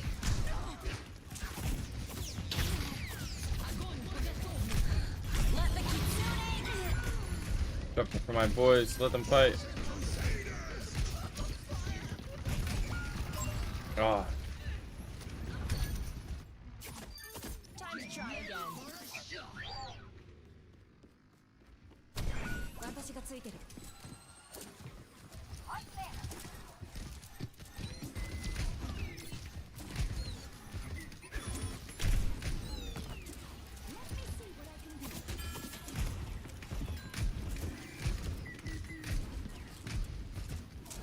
Under my protection. Ladies and gentlemen, start your engines.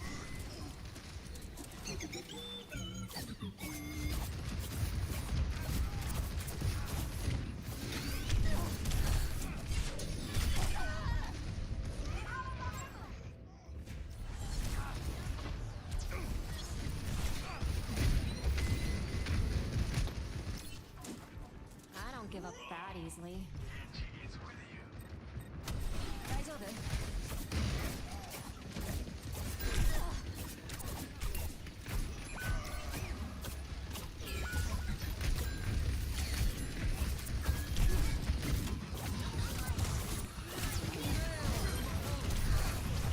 Heroes never die.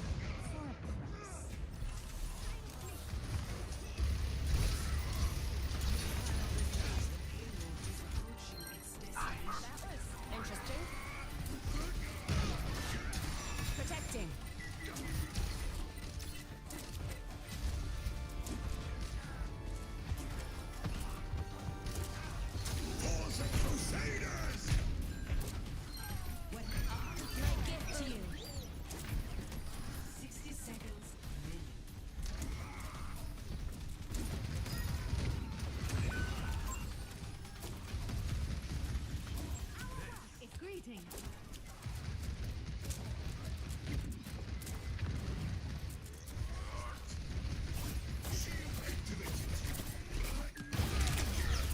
Back up low, back up low. Under my protection.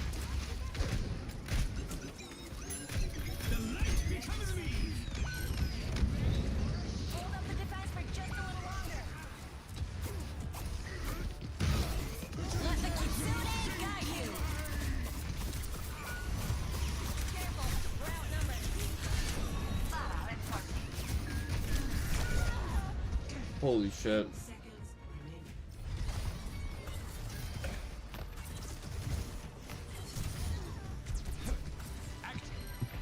I licked my wounds. Let's go. I knew.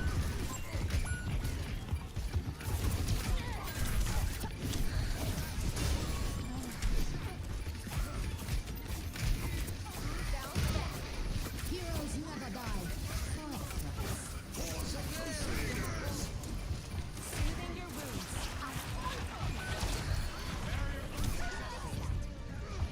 Damn.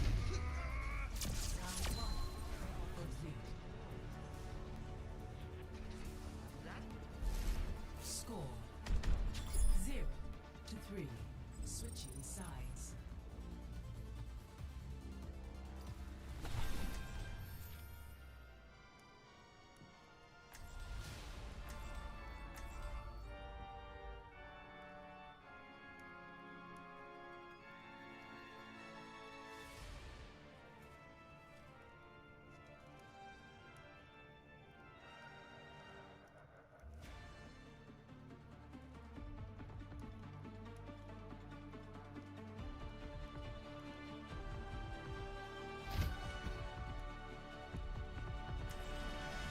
I'll find my own path.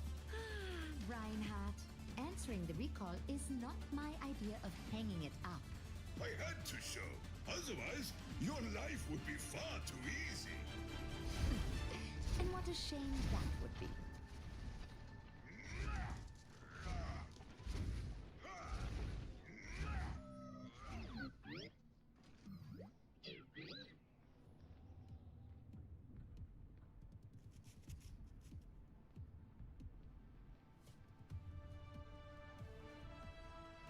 Five, 4, 3, 2, 1.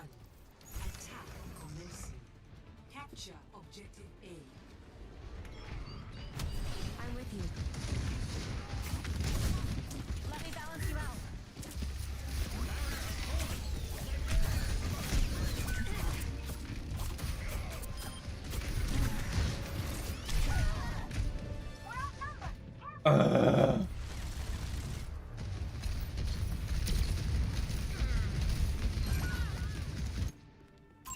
I licked my wounds. Let's go. Hey. I'm pissing it.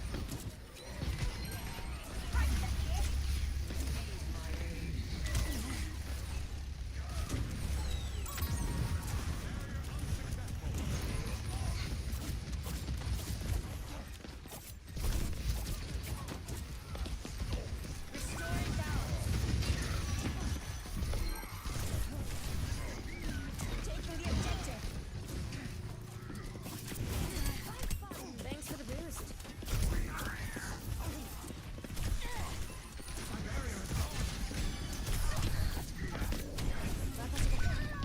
Holy fuck.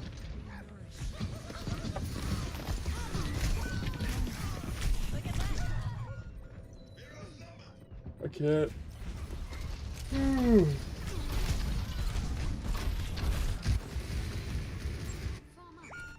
Time to get clever.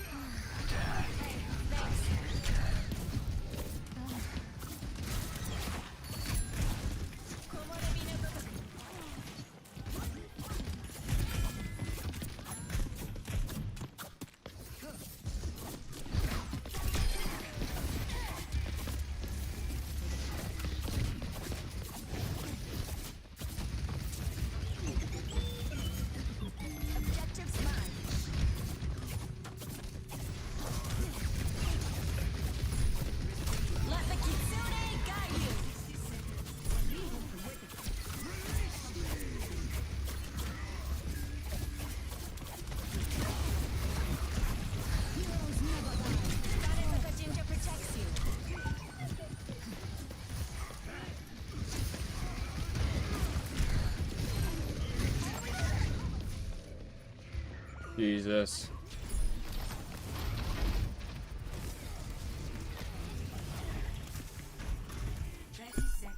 Okay, I learned from that. Careful, we're outnumbered.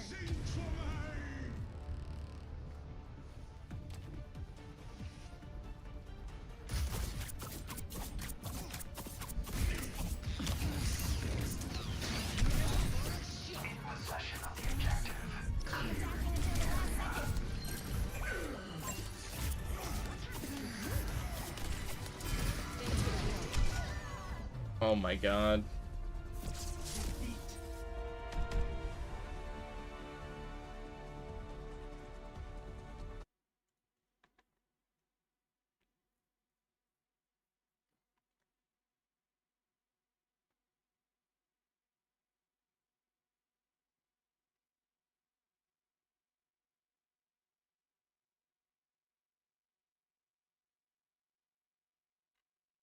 I'm looking for a video to watch.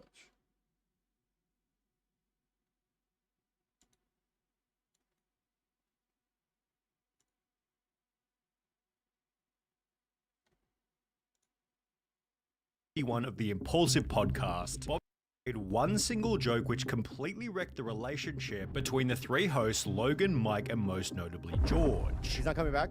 Is he really mad? Is he really mad? Oh, we have beef with a guy? I don't. Yeah, oh, no. I didn't do anything wrong. For context, Logan and Mike created the podcast back in late 2018, and it's safe to say that these two have always had excellent chemistry. Their personalities work well together, they seem to be pretty good friends, and generally speaking, they exhibit a similar level of status. Keeping a permanent third host, on the other hand, has proven much more difficult. The first 150 episodes featured a third host named Spencer, who eventually left the podcast to move to Hawaii, after which the role went to Logan's childhood friend Mac, who'd then also leave after getting into a fight with Mike over their difference in interests. On episode 219 in September 2020, the next and most recent third host was announced as George Janko, Introducing the third co-host of Impulsive, my best friend, George Janko, who was certainly different to the previous two. George was introduced as a more emotional counterpart to Logan and Mike, as he had a reputation for wearing his heart on his sleeve, while Logan and Mike were almost the exact opposite. In addition to this, George was a devout Christian, with discussion about his own spirituality, adding another layer of contrast to what had previously been a non-religious show. Outside of Impulsive, George practiced the art of stand-up comedy, although it'd be through comedy that he'd eventually meet his ruin. One thing was glaringly obvious from George's very first appearance. He simply wasn't on the same level as Logan and Mike. Logan has succeeded with everything from vlogs to Prime, while Mike has overcome his own set of challenges and has proven himself as a fantastic interviewer who meshes well with almost every guest on the show. George, on the other hand, has always felt a little too much like, well, just another guy who Logan met at the gym. Logan, I met him at a gym. George never had the chance to refine his interviewing skills to the same degree as Logan and Mike, which is only accentuated by his seating position to the right of the guest, making it much harder for George to engage in the conversation. The obvious imbalance between George, Logan, Mike, and usually the guest as well, leaves George with a needy personality and an overpowering desire for approval, leading to over-the-top questions and comments, often producing a clunky viewing experience. I need to know more about you. Like, how did you figure out that this entertainment world was your calling? That's what I was gonna say. I said it, so. But I was gonna say. No, but I said it. No, it's good. It's good. I was already funnier than the kids around me, so I was like, I could tell the joke that they're gonna make fun of me, but even better. And I made it about myself. So I was like making fun of myself, like really self-deprecated myself. Generally speaking, George's attitude wasn't severe enough to upset any of the guests. However, on episode 346 with Shaquille O'Neal, George was slapped in the face with a bit of a reality check. For the first 11 minutes of the podcast, George didn't say a single word, leading Shaq to confront him about his lack of input. Hold on, you ain't gonna ask me a question? Oh, damn. He waits. He likes to wait until he's got the Bro, listen, man, I read the Bible a lot when they talk about David and Goliath. I've never seen a giant, and so like I'm literally just, I'm a little taken. You've been sitting over here for 30 minutes and that's all you can freaking say? Fucking kidding me. No, he's not gonna say That's a shit. question. Jeez. I'm just sitting, Are you drunk? I have one question. Is there any chance I could, for 2 seconds, put these up so I can hear what's going on? Take them all. You don't have to ask the producer. Just take things off. Okay. After making the excuse that he couldn't hear due to his headphones, George sat quietly for another 11 minutes, after which he was scolded again. What the fuck are you doing here? Ask a question. Jeez. He's your partner? He's the newest. You might want to give him his 2-week notice. Ooh. Ask the question, dude. Honestly- Jeez. You're just sitting here like a bobblehead going. Yeah. No, Ask the I'm so question. sorry. I didn't want to Okay. interrupt you because No, I go couldn't ahead. hear, but Go ahead. And it's safe to say that this put a permanent dent in George's confidence. He'd already joked Oh about my how God. difficult it Press- was to be the press third by host Shaq. in the past. It's hard to be the third person on a podcast with, wouldn't with two say. very vocal main hosts. And after the Shaquille O'Neal episode, it was obvious that George's confidence had fallen off a cliff. And then recently I've been just getting really nervous that I'm not doing well enough for the podcast anymore. Only 5 episodes after Shaq roasted George, Bobby Lee would join the show for Impulsive 351, during which one single joke would send the show into turmoil. The episode began with Bobby taking a little jab at George by suggesting that Mike was cooler. You have everything. Cool friends. So you this- have cool friends like this guy? What about him? Yet things became a little more contentious when George took it from fun to borderline aggressive. Some people just don't like sucking dick. Now turn around and know the wisdom I give you. Whoa. Before displaying more arrogance just a few minutes later. How about you? First of all, what's my name? Sensing George's clear insecurity, Bobby began to roast George whenever he got the opportunity. You have a girlfriend? Yeah. Unbelievable. Is that your girlfriend? Without fame, you wouldn't get that. Although the ultimate roast would come after George went on a 2.5-minute monologue about the struggles he faced in his life. And I don't mean this in a cocky way, but like, dude, this put me on a very strong map. And it made a lot of my avenues blow up. Oh my so God. I'm It's very like that's- blessed, but I didn't know I was gonna be here. So It's for like me- that's. You done? It was just a long monologue. He was just waiting. And let me just say something. I loved what you were saying. It was just very long. Yeah, That's yeah, usually yeah, me. yeah, yeah. That's usually. But I got what you're saying, and you really inspired me, George. Can I say something? First of all, don't touch me. Yeah. Do not Okay, touch my me. bad, my bad. Yeah, we just need writers to edit that down. Like if we had a staff of writers, they'd be like, "Yeah, we'll cut that." But I'm sorry. essentially, it was a really good monologue. Usually when I do my comedy, I don't have writers in the room. I actually write my own stuff. Okay, I can tell. I But maybe you should get a writer. But my point is, For the rest of the podcast, George went into his own little world, except for when Bobby got his attention just so he could roast him again. all right, George. So sad. What I'm saying is that better when when you I were was gonna watch talking, we were here for that 30 minutes. Eventually leading George to walk off the podcast, get in an Uber, and leave without saying goodbye.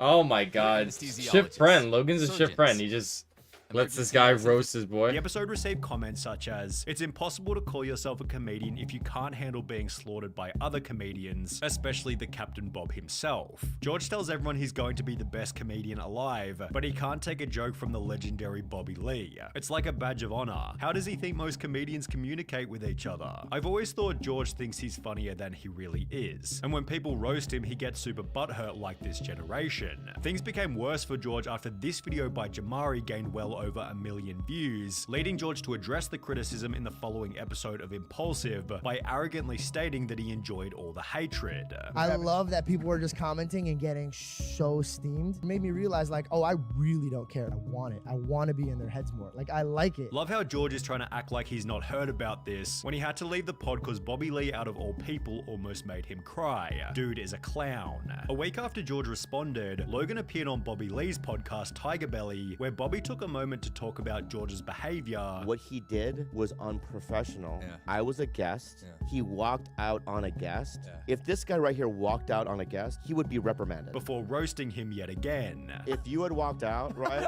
it would have been like, oh, it's over. But him walking out was just kind of like, let's keep going. Bobby and Logan then decided that they should get George on a call. Can you give me his number? You want to settle this right now? Yeah, I'm gonna call him right now. Leading Bobby and George to fix their relationship. I want to apologize for my behavior on your podcast. Bobby Lee, you shut your mouth. I'm apologizing to you. I left you. You were our guest. I want to pull back my apology then. Because I too. Because I literally did not feel sorry. I pulled out of the apology. I don't feel sorry, but I will accept yours, right?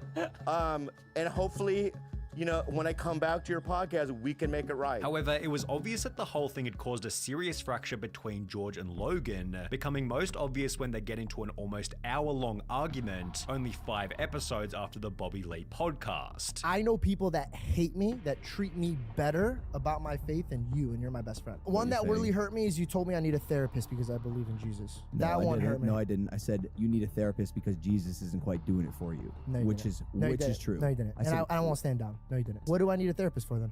Jesus isn't doing it for you, and I what believe do I need you're a therapist for? I don't believe you're as emotionally mature as you could be. I'm not emotionally intelligent. Could you pick a time and frame? Bro, any day what of our the life? fuck Here's is one. this? 3 weeks ago, when you were sitting in that chair, you stormed off this exact podcast because you're upset about something a comedian said. Logan did apologize in their very next episode together. My attitude towards you on that episode and my belittlement of your beliefs was not appropriate at all. However, George seemed to realize that his days on Impulsive were numbered, as he'd create his own podcast before clickbaiting the first episode with the title, Why George Janko is Not on Impulsive, implying that he'd left the group. George used the video to explain that this hadn't really happened. Obviously, I'm still on Impulsive, guys. For any of you guys that are like, oh, their beef situation, and now he's starting his own like lane. Even going so far as to say their relationship was as good as ever. Me, Logan, and Mike are in a perfect place. Yet it was obvious that this clickbait video had annoyed Logan. I'm just doing this for a couple weeks so then I could leave and clickbait that why I left Impulsive. That's good. It's a good strategy. That'll crush. It's been done. It's been done many times, and it works. By who? Oh. Well, you can make a real living for yourself, you know? We've seen the model. Resulting in more and more uncomfortable moments on the podcast. You don't give a shit about this show anymore, let's be honest. It's like bands that hate each other. On the podcast. You don't give a shit about this show anymore, let's be honest. It's like bands that hate each other that have to get on stage every night and play for the audience. Like, yo, let's do our hit song. We don't like it. We have to sit That's here not and true. pretend That's to not be true. I friends. like Mike.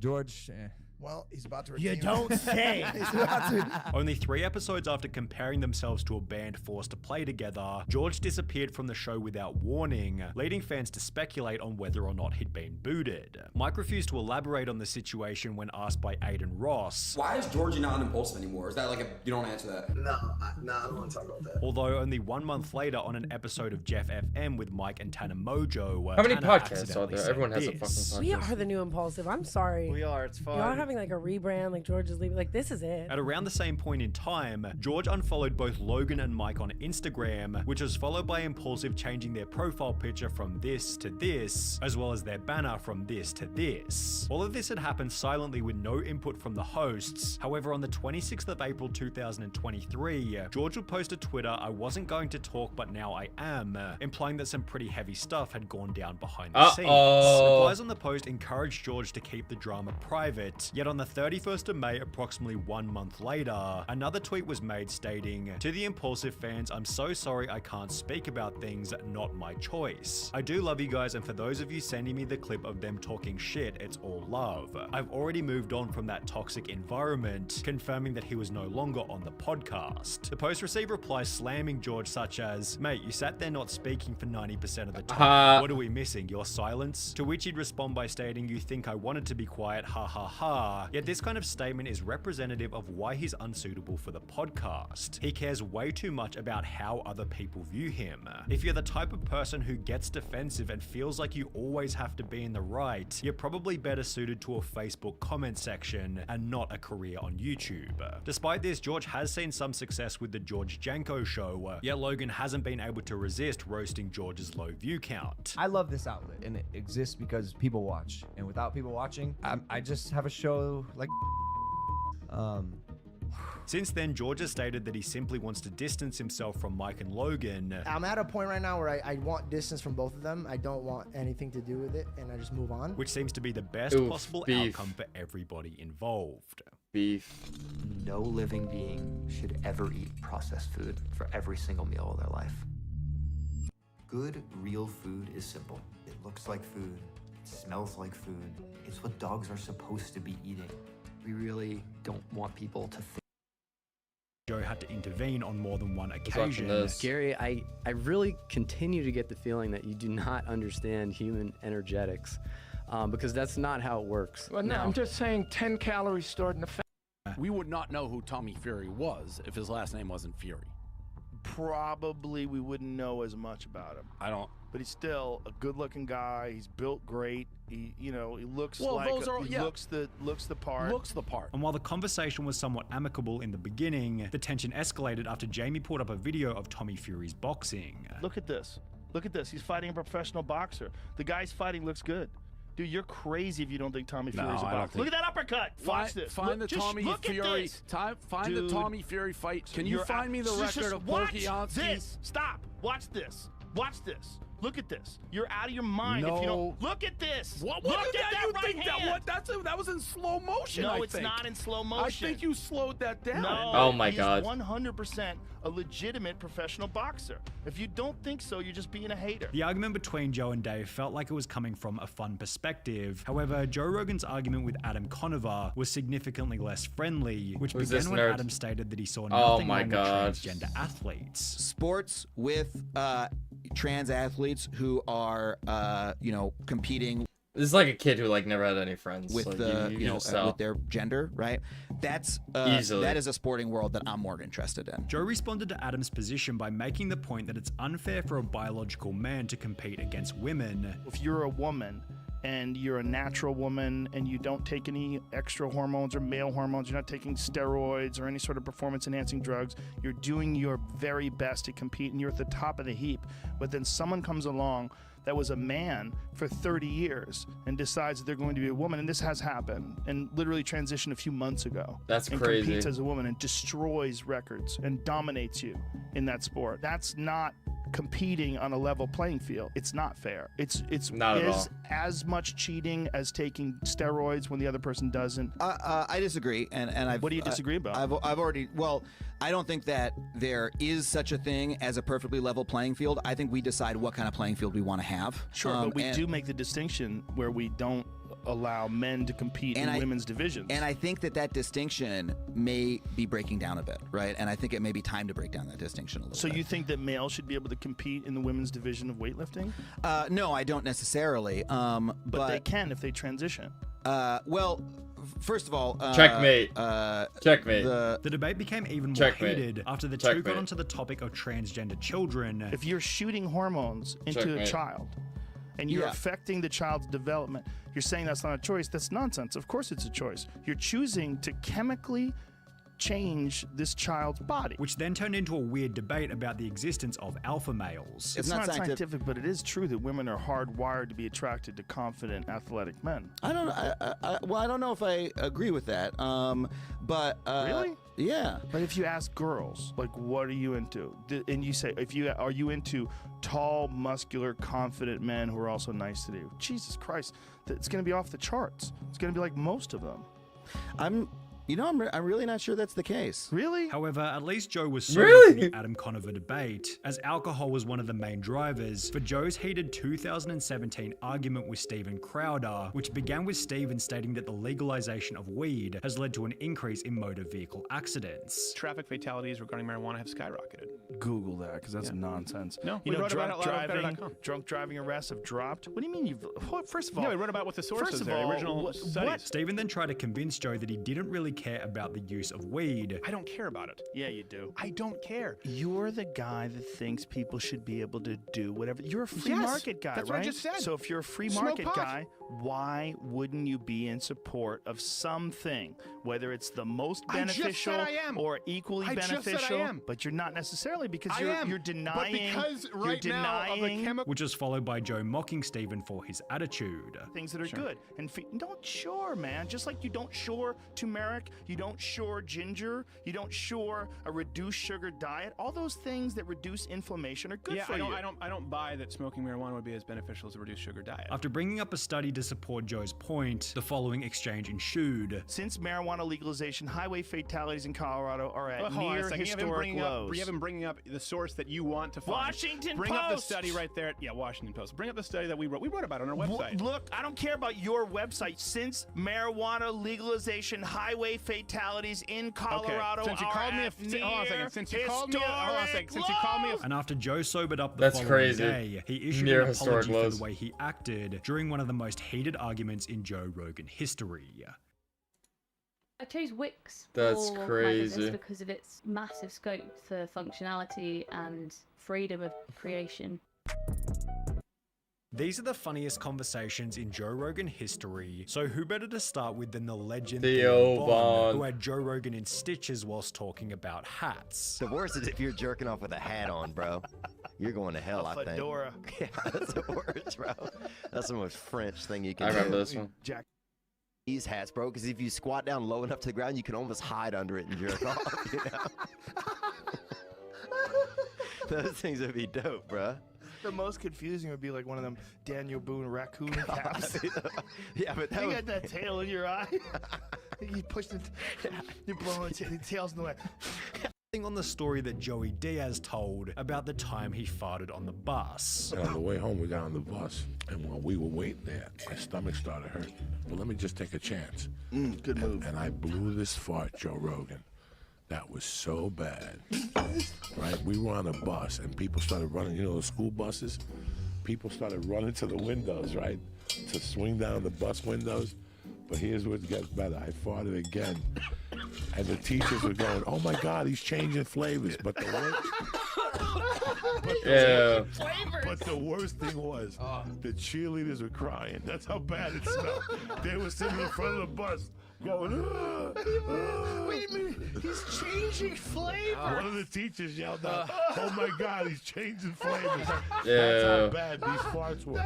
That's your next t-shirt. Oh my God, he's changing flavors. The whole bus stunk. However, it was Elon Musk who showed that sometimes the funniest moments can come from the most serious questions. We should do a flamethrower. Does anybody tell you no? Does anybody go, Elon, maybe for yourself, but selling a flamethrower, the liabilities, all the people you're selling this device to, what kind of unhinged people are going to be buying a flamethrower in the first place? Do we really want to connect ourselves to all these potential arsonists? Yeah, it's a terrible idea. Terrible. Shouldn't buy one. I said don't buy this flamethrower. Don't buy it. Don't buy it. That's what I said.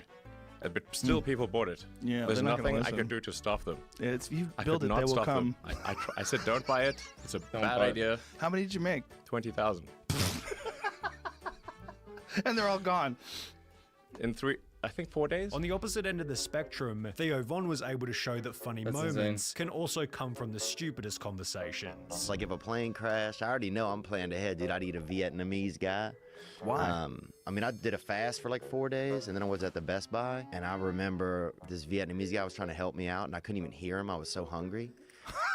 And I couldn't. And I remember thinking, if everybody turned the other way for a second, I could eat this young fella. You know, Ben. His name was Ben, actually, over there in Westwood. But I'd never thought. Oh my God, it's so ridiculous. Well, I mean, I think if you gum down a Viet, people aren't going to be that upset at you. Well, the you know? Vietnamese people are going to be super upset. What are you talking about? Definitely. His dad. Yeah, they're more understanding of things, dude. Is this Definitely. a character you're playing? No.